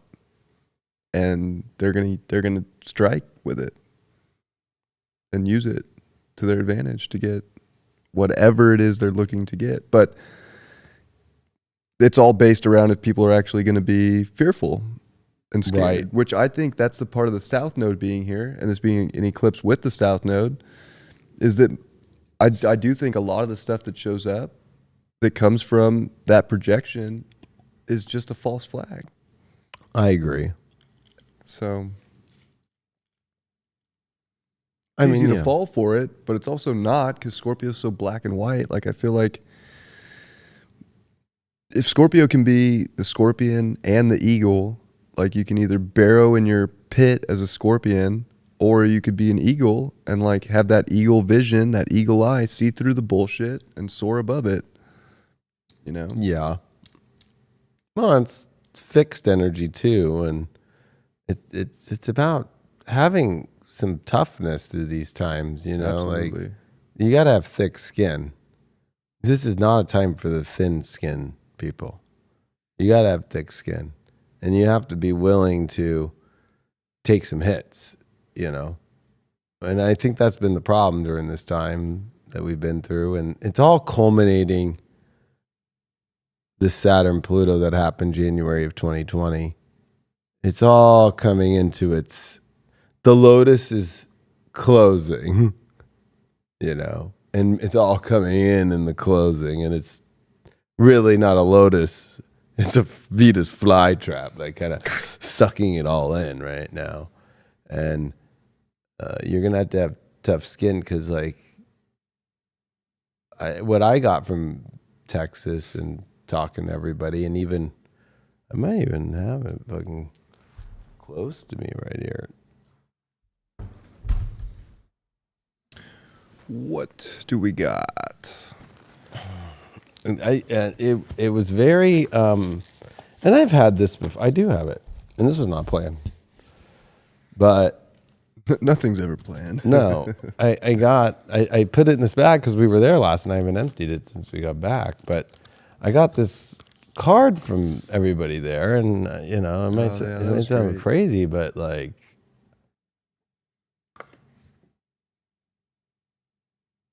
oh, it's like 100 people, That was pretty epic that they did that. right? And it was one of those things that was like all the tough skin of like telling people to not fall for this shit before they even knew it was gonna happen, and then holding it is what gets you these kind of cards. I don't think having a weakness and letting it take you down gets you to a place in life where this many people come together in the same room. I don't even think this exists anymore in life, right? Unless it's a wedding. Right. It's rare. But even that, you know, it's like everybody's just kind of, oh, congrats. yeah. Where this is all individual, deep things about life with thanks. And so, like, this is something I'll treasure for the rest of my life. And it's from having thick skin. And I think, you know, that's something that's just not being seen. And people wish, you know, believe it or not, you know, people wish about money, or they wish about things. Like, this is priceless. Absolutely. And so it's with my dongle for my crypto. Oh yeah. Oh, keep it all safe from the. Oh yeah. Yeah. Oh yeah. People would probably want to have this ledger, you know, but Ledger. of course I keep it safe. So Keep that nasty EMF radiation off that thing. yeah, and then I keep a couple. EMPs I have a are gonna couple fucking blast that Androids. crypto out of there. I have a couple Androids and an iPhone. Another one at my house. Smart. Yeah, You're a smart man. I am a smart man. But that's the thing, is the thick skin thing. It's about what's the benefits of it, and honestly, that card, or just Texas, or talking to people and being like when Sophia put out her fairy video for Fairy Light, her first one, there was a high vibers that watched it, and they sent her all this awesome makeup, and they told her like, if it wasn't for David, we all would have got the shot. A lot of people would have. And it A was lot like, of people would have. yeah, and that's the thick skin thing works if it's in alignment with these Taurus values that are actually true and meaningful and better for the collective. The fact that there's people out there knowingly spouting out values that are not good for humanity at all, physically, health-wise, and also Taurus represents our natural, whether it is the natural parts of our body and this earth and stuff like that. It's not a good thing to have. I don't even think that's tough skin. I think it's no skin, and it's weak. It's weakness.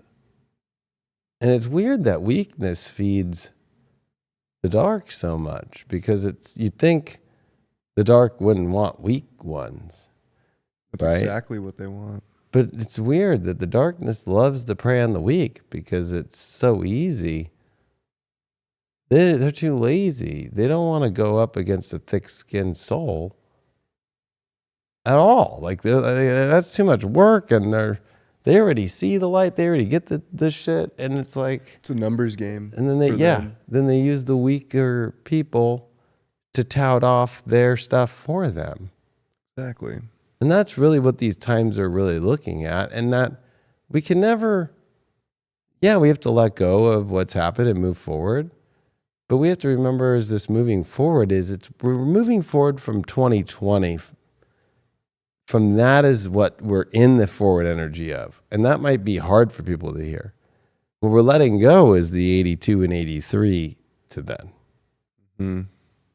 So the idea that this is all going away is crazy. That's I think going to be the hardest part. I don't know. What do you think? Kind of like this new forward energy is to look at for people. Similar to what you said. I mean, it's a transformation in a sense that a lot of the things that we grew up with and that we were taught, and depending on your own age, it could have been a longer period in something that you believed in or that you were taught that did work and did hold weight for a long time, changing. Or if you're younger, it's less time, but things are changing. It's a transmutation into new energy. It's new energy that we've never experienced before in a bunch of different levels. And I mean, how adaptable can we be? I think that's, a big lesson that Mars is going to help us with when this retrograde in Gemini is all said and done, is the ability to change and to pivot quickly and to think on our feet and to take in new information and to identify with new truths. Mm-hmm. And to accept these things. Yeah. And like it's okay to let go. The more stubborn we are in just any old way of living or being, when new facts present themselves and you just have to adapt, you just have to adapt. And some people are better at that than others. And I mean, I think that it really is going to be reliant on just being able to move forward and to let go of certain idealizations of what the future was going to look like. Yeah. And to see how the now moment presents the future for you, and to react and respond and be a part of that, and whichever way it ends up going, and to be comfortable with that. Yeah.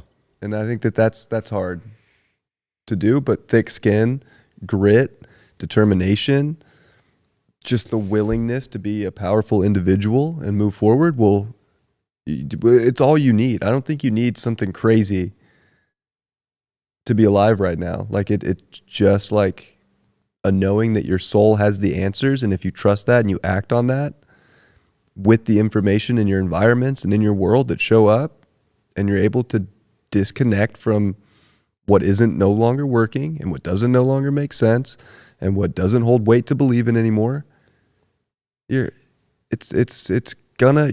are just gonna start getting figured out. And that's the beauty of it, is we all get to kind of see what that getting figured out looks like together. And that's what I think Pluto and Aquarius is gonna help when we are in that individuated place, because you have to be an individual before you can just line up in a line in Aquarius. You're gonna find other people on that wave, on that same frequency.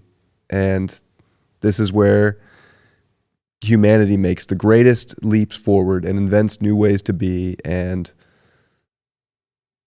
I think we're going to get there eventually, but it's going to be fucking really weird in the meantime. And it's going to be a big like relearning. Yeah.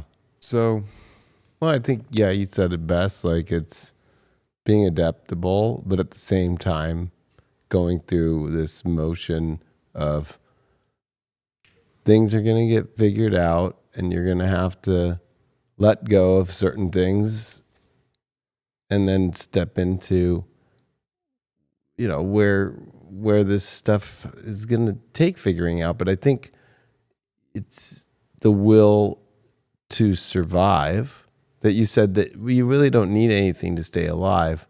And I agree, like, especially physically, like a contraption, like a shot. definitely not. Or certain things like that. But I think and this is where I think it could kind of come, if people can become more aware of this, I think it'll help them. So once you start losing your will to be here because you're bored or you're over the reality, Pluto brings the will to survive. And with all this Aquarius, it could bring it in a couple different ways. And some of it can be really positive, right? Like, for people with this Pluto and Capricorn, if you've been fucking so intense into your purpose to where that's all you can think of, it's almost like, I don't want to call it a hall pass, but it's that's stronger. That's the highest immunity that there is to so many things in the world. But when you put that on the back burner, that's when the Cancer shows up to make you face, do you want to survive? And having to find the will to do that. That's when the unpredictable thing happens. That the job that you really didn't like, that you were cushy in, falls away, and having to figure it out that way. Whereas this could be a time of figuring out things for things to be better that are already part of a soul mission or a will that's already been given so much that there's the breakthrough to finally start to see it go in the right direction. And that's where I think that's dicey right now, is that we're seeing a mixed bag. But I would say that it's leaning, if we were to use the scales of Libra, that it's leaning more on the side that more people don't give enough to their path. Mm-hmm. And so the crazy issues that are popping up that need to be figured out are crazier, because the wrench that's being thrown into these gears are ones that are like, well, we're going to see how much true grit you have to survive, because you don't really put enough in to a purpose or to a direction or to a goal or to a meaning or to a purpose of life itself or your destiny. That the biggest lie that there ever was that your destiny had to stop and that you had to protect others by stopping your destiny. That does not make sense. There is no such thing as stopping destiny, right? So the world shut down. in order for people to see if they would shut down. If you didn't shut down, you know, it was crazy. I remember I had like one night when I was living here, and I remember being like, and I'll be honest, 2020 was a great year for me. It was my Jupiter return. My channel popped. It was crazy. Got a lot of attention. Fucking, I was flushed with cash, like insane. And I didn't take any bailouts, and I didn't take any PPP. It was just because the network did so well. Because my predictions came true, and Deep Love Tarot was fucking new and popping hard, and people were at home. But I remember being here and being like, I couldn't imagine being at home and just not doing anything. And so many people loved it. So many people loved it. Right? They felt like it was a break from the world. And that's what I'm trying to target is that's where, if you were to probably do an investigation on, let's say, 100 people, and 70 or to 80 of them didn't do anything and 20 did, I guarantee you the issues that are with the 80 people are crazier than the 20 that stayed on their course. Mm-hmm. Guaranteed, based off the astrology. That would be my assessment. I completely agree with you. I think it's funny you mentioned that, you know, people enjoying the lockdown and being like really happy to be separated from that grind for a little bit. But then, you know, at some point too, like kind of wanting to go back. But then when I look at my life, like that was the moment where it was like a green light from the universe to fucking cut that part of my life out, because I was sick of that job and I was done with it, and I was happy that we got sent home for a week. I was like, like this lockdown sucks and whatever's going on is stupid, but I'm down to not go do this job anymore. And it was also when I was like, I'm never going back to doing that again. Right. Like never. I know you were pretty good at sewing those fucking.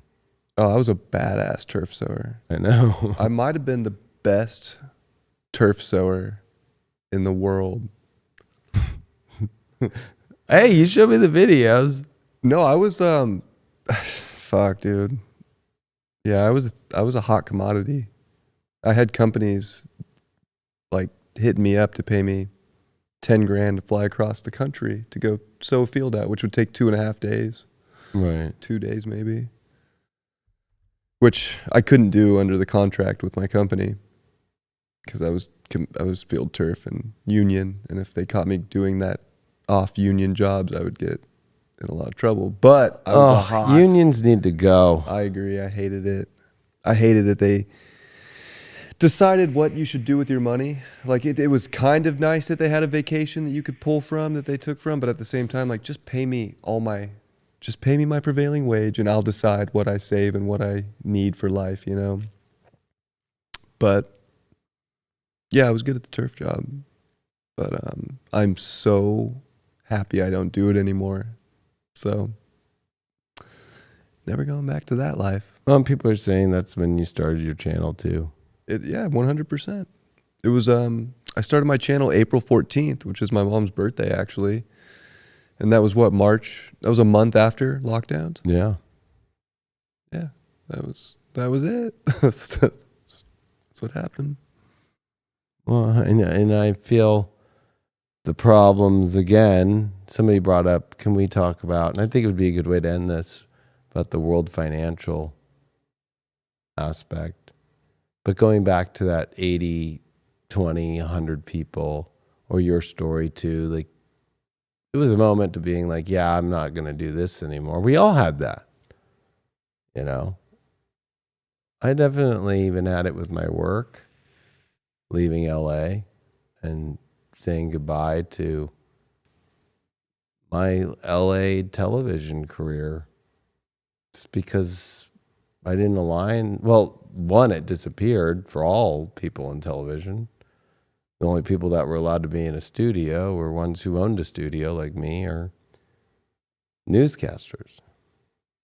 So we all heard the recordings of Tom Cruise screaming at Cruise, like, get your mask fucking back on. This is serious. Interesting, because I guess the Scientology community didn't fall for? No, they didn't. No, I mean, he was on NBC back in the day when he was talking about antidepressants and stuff like that, saying it's all fake. And it just came out in the last week that there is no such thing as a chemical imbalance. They've proven it. So Tom Cruise was right about that. Well, I had no idea that came out. Yeah, my brother sent me that just this week. But if you apply that same 80-20, the people who took the money and chilled and enjoyed, and I guarantee you they're the ones having the problems with the money right now in this world financial system. 'Cause things are going to take a long time to change. I was just thinking of every gas station too when we were on our trip, or just like, it was weird, like how many states still don't take the fucking Apple wallet, right, and or an Android wallet, or gas pumps that they have it but it doesn't work. Mm-hmm. Like most of the country's still in the Stone Age with this shit. Yeah, that definitely won't happen overnight. That's what, like, you know what I mean? Like during the Stone Age, like I was pulling out cards. You know what I mean? Like, I'm like, who pulls out a card? I pulled out a card. I had to pull out my card. I didn't get my 3% fucking Goldman Sachs Apple Card fucking on everything back. You know, I was like, what? It happened like everywhere. They're like, yeah, it doesn't take that. I'm like, what? Yeah. It's the Stone Age for a lot of these places. places. One gas station we went to where we tried to use personal cards. Oh, and yeah. we got declined, both of us. But we pulled and out the guy in front of us. Then we both pulled out our business debit cards, and it worked fine. No problem. Okay. What? That was really weird. That was scary. Yeah, that was really weird. Again, my proof that having a corporation personally will save your life. Yeah. But that this world financial thing, I mean, then you think of if in America, which is the top fucking financial country, even though it's based off debt, it doesn't matter what it is. It's with Taurus, it doesn't matter whatever the value's at, or whatever's got the most, whatever's got the, however you want to look at it. That just, it was weird. It's weird though, because even, 100, 200 miles outside of California, shit like that still works, no problem. Second you get in Arizona, and second you start going into New Mexico, and you start getting into Texas, it's just like Stone Age. So even like plasma TVs and shit, like, and still like, can you sign? Like what? Like it's just, like this system is so diversified. Good way to put it. That implementing it all into one thing at the same time is a fear. That it doesn't even work at all these places. We it talked doesn't about even this work. in Texas too. Like the idea of going to a one currency or whatever and making it all digital doesn't really make sense, because we're already basically on a digital money system. Like, oh yeah, one of the Fed chairs from Chicago said, I don't know why we would even look into the CBDC, because we're already digitally exchanging money. Yeah, between PayPal, Yeah. Venmo, Cash App, and just debit and credit cards. Like, there's not that much cash. I mean, there's cash flowing in certain areas, but really, majority of the shit we do, and even like online payments or reoccurring payments, like this shit's all digital. Right. It already is digital currency. Well, that's the thing. Like iPhone, right? Like Apple is making the iPhone not a big deal. They cut how much they're going to make because people aren't buying it. And so if you really think about every new iOS that comes out, or even now a Mac, just the new Ventura just came out, or all these things, right? But people who don't advance with the technology, right, which is a majority of people are always 2 phones behind, right? So there's a lot of people with iPhone 12s and 11s still. Like how it was back in the day, and people who still had iPhone 6s when the battery thing happened, they were like, I'm one of them. well, you're on a 6? No, 11 Pro. So you're on an 11 Pro. So, right? So that's a majority of people. So the idea of them being able to implement some sort of financial system, I don't think they're going to do Obama phones and send everybody a phone, right? That's what Obama did, right? Like, Did he? Oh, yeah. Like, that was part of an He probably entitlement of welfare. I don't remember ever getting a phone. You could have got one. Was it a nice phone? No, it was a flip phone. But you still could have got one. Which that system didn't work. Yeah. It never does when you go to entitlements too much. But I'm knowing that Pluto at the end of Capricorn in 2024, that's when we'll start to see the really weird shit. Yeah, we're getting like a glimpse of it.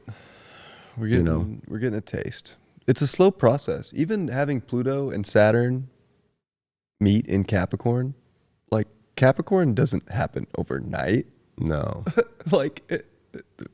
We're going to see every bit of this 33-year So you're cycle. saying that the turf sowing wasn't an overnight thing for you? It took me 9 years to quit that Exactly. job. It was fucking 9 years. But I got the green light from the universe to do it, and I fucking took that shit. Right. So, I mean, it's South Node Scorpio. So investing, crypto, anything dealing with fucking investments, like, let me put a little and get a lot. Not going to work out good. So that's why you're not going to see a crypto boom. Like, it's just not going to happen while the South Node's Scorpio. I agree. It's just not going to happen. But building things, creating things, taking the time where you do it every day and you show up every day and you keep building on it, that's what builds strong, powerful things and where you can become great. And that's where it's like, this is where you don't bail out on things that you've been working on for so long. The breakthroughs come, right? It's almost like if you were Albert Einstein working on an equation and you're frustrated and you have 18 chalkboards fucking full and you're just about to quit, but then you have that little hunch to go on the 19th one and then you solve the equation. It's like, that's where it's like, instead of trying to maybe outsource it, what is other people doing? Like maybe I'll give it to someone and somebody else will figure it out. Nobody else is going to figure it out. That's the other thing too, right? Like so many people like, I'm not going to get involved with the political thing too much. I'm just to let it all get figured out. It's like, well, again, you're giving your power away in South Node Scorpio to another person to make the choice instead of you holding your own value and standing for your own value. So at least people in your community or people know where you stand, opposed to being easily walked over. And I think financially, it's a lot more than just money or acquisitions or assets. It's much more of what your contribution is and what your value is as a person and what you bring to the table, whether it's a product or a business or who you are, though, is what's attached to it. I completely agree with that. And so instead of letting, the crazy WEF or even our fucking, people are so afraid of that. I'm afraid of that, but I'm more afraid of our own, Fed. And I'm more afraid, and it's not even ours, right? It's just a contract. They're not even the government. But I'm even more afraid of our own Secretary of Treasury, Janet Yellen, being so retardedly stupid for monetary policy. So it's about dumb mistakes by dumb people, and that includes yourself. Like, instead of again, South Node Scorpio, this other outside influence. What about your own influence on it? Did you just go splurge again on another $20 of just bullshit? When that $10 or $20 could have gone to something of value? That's where the fall is going to be yourself. Taurus is where you fall because you don't really know how to know what's valuable. Yeah, you're not confident in yourself enough to make a choice and to hold on to what you feel is valuable in life. You're looking for someone else to show you, give to you, invest in you. This is a time to be investing in yourself and what you know you like and don't like, and not get swayed or persuaded any other way but that. Your unique way is the way, whatever that is for you. I remember I was young and I used to, whenever I was around like a billionaire or millionaire, I'd always go, what is it about their life? And it was that they had a lot of things. But every time I asked them how they did it, it was like, well, that was a long time, and that's from here, and that's from there, and I acquired this through that. Taurus is a slow process. So the get rich quick thing is done. It's gone. And it really, I was looking at the shot that was, I'll put it on you, just like the bookcase with all those weird things behind there. I have so much shit in my life, but if I were to try and fill this studio up in a week, wouldn't happen. This will be my 5th year being here, going on 6th. So, this studio got built over 5 years. And the amount of cords and wires and lights and couches it just takes a long time. It just doesn't happen in a day. It doesn't happen in a week. It doesn't happen in a month. I feel like with people, it's like they want to get rich quick, but they don't look at what they're doing in the moment with the money. And they don't know how to move money. I don't care if it's backed by gold or it's backed by fiat or it's backed by crypto that happens to be this because it's proof of work and there's only so many coins and right. I don't care what the system is. It's about how you know how to fucking own it and fucking be good at it. Same thing goes in Scorpio with trading or investment banking or, but Scorpio. You have to see the value in something to want to invest it and accumulate it over time. You don't see the value in it. What are you doing? Or like people's 401ks right now. Again, another Scorpio thing. You'd think it's saving, but no, you're throwing your money into a place that's controlled by the monetary policies that others are fucking doing. It's not your own bond you're buying. And it's crazy because you could buy a bond at 5%. But when the bond yields go up and you buy the bond at that, it's worth more because less people are on the bond that was at 5%. So then the bond yield goes lower at the 5%. It doesn't stay 5%. It goes lower. People don't realize how those bond markets work. The bond changes based upon the yield and when you get in. So when you get in at a higher yield, then people start selling the one that doesn't get it to get to the better yield one. So you have to constantly know how to move money, stocks, bonds, acquisitions, assets. It's a constant energy of learning how to. It's at a farm. Are you just going to keep growing the same crop that nobody's buying? Or are you going to keep trying to grow in the same area of the farm that literally the soil's just, no matter how much manure you put on it, it's not fucking yielding a crop? You have to move and turn the dirt and turn things around, move things around with your, especially Uranus and Taurus. And you have to learn how to be flexible with how you do it. And you have to learn to throw money to get money. You know, they always say you got to spend money to make money. And that's, I think, what's hard is the Scorpio version is I'm going to spend money smartly in a specific spot, and I'm going to get a big return. Mm-hmm. Where it's like, no, Taurus is like, I'm going to throw a bunch of money at it and throw a bunch more money at it, but I'm doing something in the process of it that I'm connected with and that I'm using my own values and resources that I have as a soul into it too. There is no investor but the investment in yourself by yourself, not like by your own self, but by yourself in Taurus. It's like a relationship. It's like outsourcing somebody to find a relationship for you. You think that's going to happen in South Node Scorpio?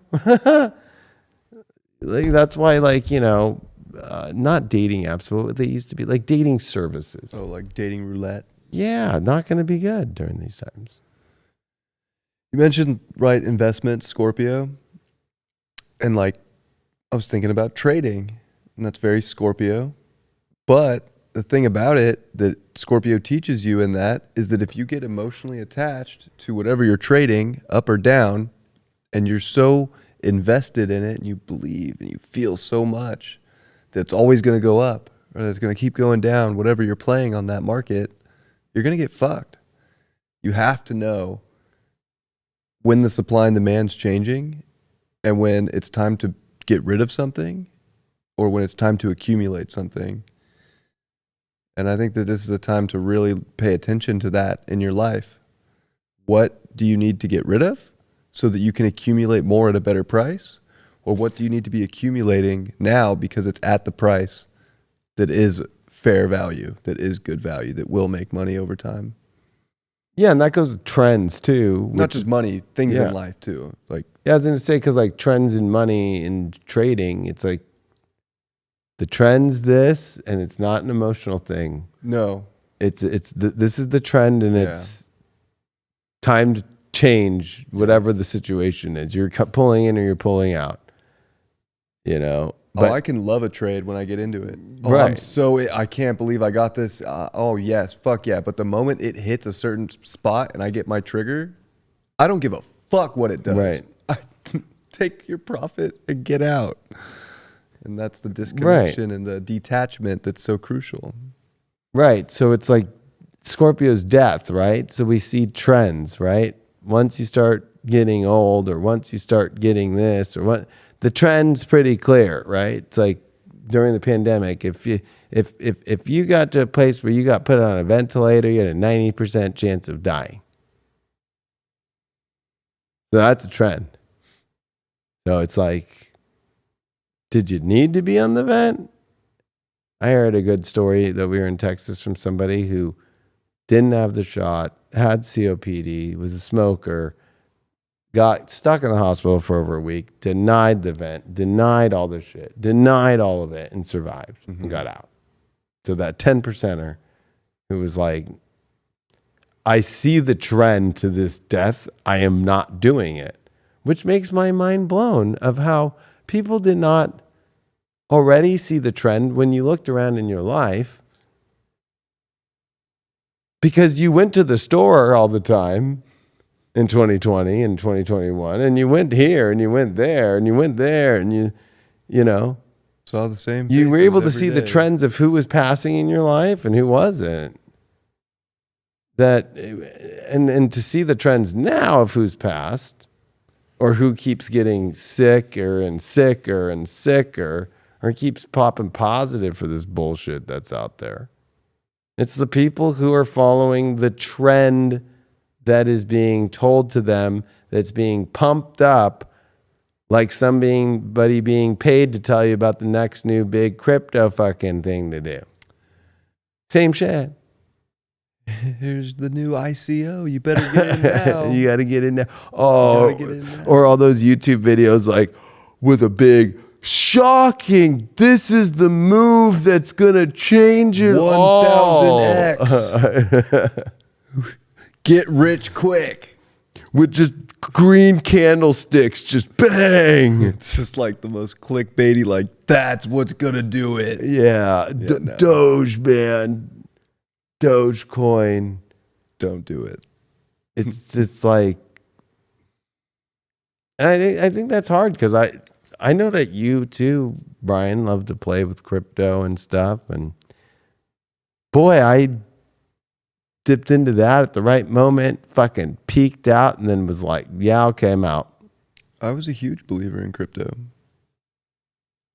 I mean, I still hold, but I ended up selling all mine at a good time, but which actually really helped me get down here. So I'm glad I did. But damn, I'm in a weird place with crypto right now. Like I see it as a way to make gains in life and to get things, but you have to play it right. And I used to really think it was the future, and it very well could be, but I'm definitely more skeptical than I have been in the past currently. Just because I feel like there's twists and turns coming in all areas of life. And, you know, I wouldn't be surprised if that's one of them. But hey, if the signs look right and the trends look good and the signals are there, I'll hop back on. 100%. yeah. What's so funny? I showed earlier. I have my ledger, and then I carry silver ounces. Oh, look at that! Dang, dude, you got that unobtainium. That's what they call that on the street. Unobtainium. So I just diversify in minor spaces and acquire. I know this was hard to get. That's why they call it unobtainium. I know. I found out how they're doing it. Yeah. Like, this was a store for socks online that then damn, just in the back of the products on the last page in between some stuff is like, no way. 1 ounce fucking silver fucking buffalo fucking 1 ounce coins. I was like, okay, cool. Fuck yeah. I actually believe in silver the most. Right. If I was gonna take my money and really decide what's gonna hold value in the future, and I think I have the most confidence in silver. Sound. It's the longest running currency to humankind. Right. And store of value that you can actually easily trade. Right. So silver. if it's like for me with my crypto, I don't carry near what I used to. I used to have over 2 Bitcoin. I know. Fucking that shit was cool. But fucking, you know, it's like I still have Bitcoin and I have a lot of Ethereum still, and I have a lot of XRP, but I fucking got out with all the bigger holds. But then it's like I keep that because with my ledger, it's Bluetooth. Like if it got to a weird place and it was like there was weird cash shit or weird fiat shit, it'd be like, oh, yeah, I got some XRP here. Here you go. I want to buy something. I'm hungry. You only take XRP? Oh, okay. You take Bitcoin? Oh, you take Ethereum? Okay. Or, oh, you take silver right now? How much is an ounce of silver? Well, because the cash is gone, it's gone up to 300 an ounce. Oh, well, here's 300. I need those tires and I need all those groceries in the back. Thanks.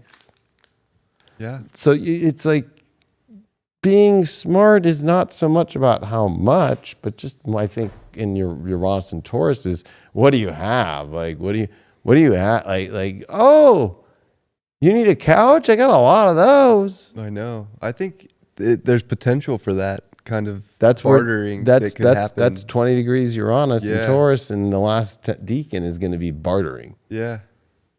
So we'll see what is valuable. You know, what's really valuable when that time comes. Will it be toilet paper? I mean, it might be. I think it's going to be relationships is going to be the top. Yeah, I think I've been saying that for a while too. People are the hot commodity. Yeah.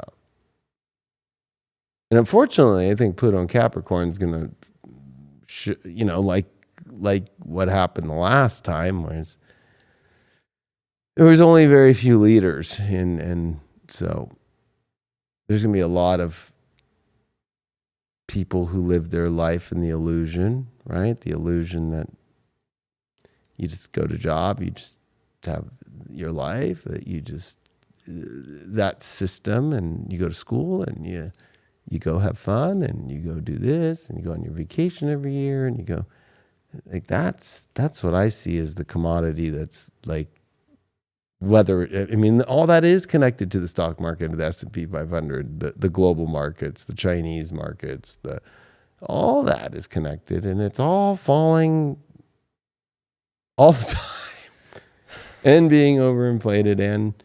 And so it's like your relationships are the hottest commodity because of what they offer on a spiritual level of everything from love to, having somebody that you could create things with. Yeah, on a tangible level of like, Yeah. we need to build a shelter. We need to build this. I need to fix this. Oh, you know how to fix that. Like, Yeah. you can help me. Oh, you need help with that. Like, I can help you. Right. Like, that's going to be where I think the hottest commodity is. And I think already is right now. That's just not, it's being undervalued right now. I agree. And that's what these eclipses I think are going to bring. But I think to close this solar eclipse is a good one to be confident of how to get through this, have tough skin, and know when to let go. Yeah. There's too many things that are not worth holding on to. And there's way too many things coming up that if you're putting your will and your full strength and power into things that are amazing and destined, and you can tell that whether it's God or some people, if they're astrologers, they might be like, it's Pluto or something. You can feel Pluto.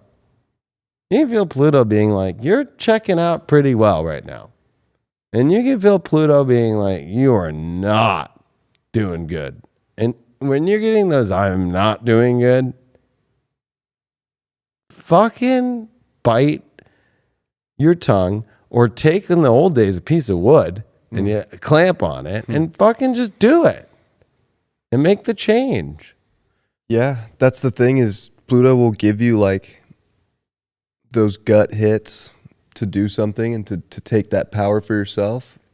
And when you don't do it, that's when you get cataclysmic events. Yeah. And Pluto forces its hand. And Pluto doesn't really give a fuck. No. About your feelings in the long run. Because it needed to force your soul to make a decision and you wouldn't make it willingly. No, and Pluto's not afraid to bring death to things, including yourself.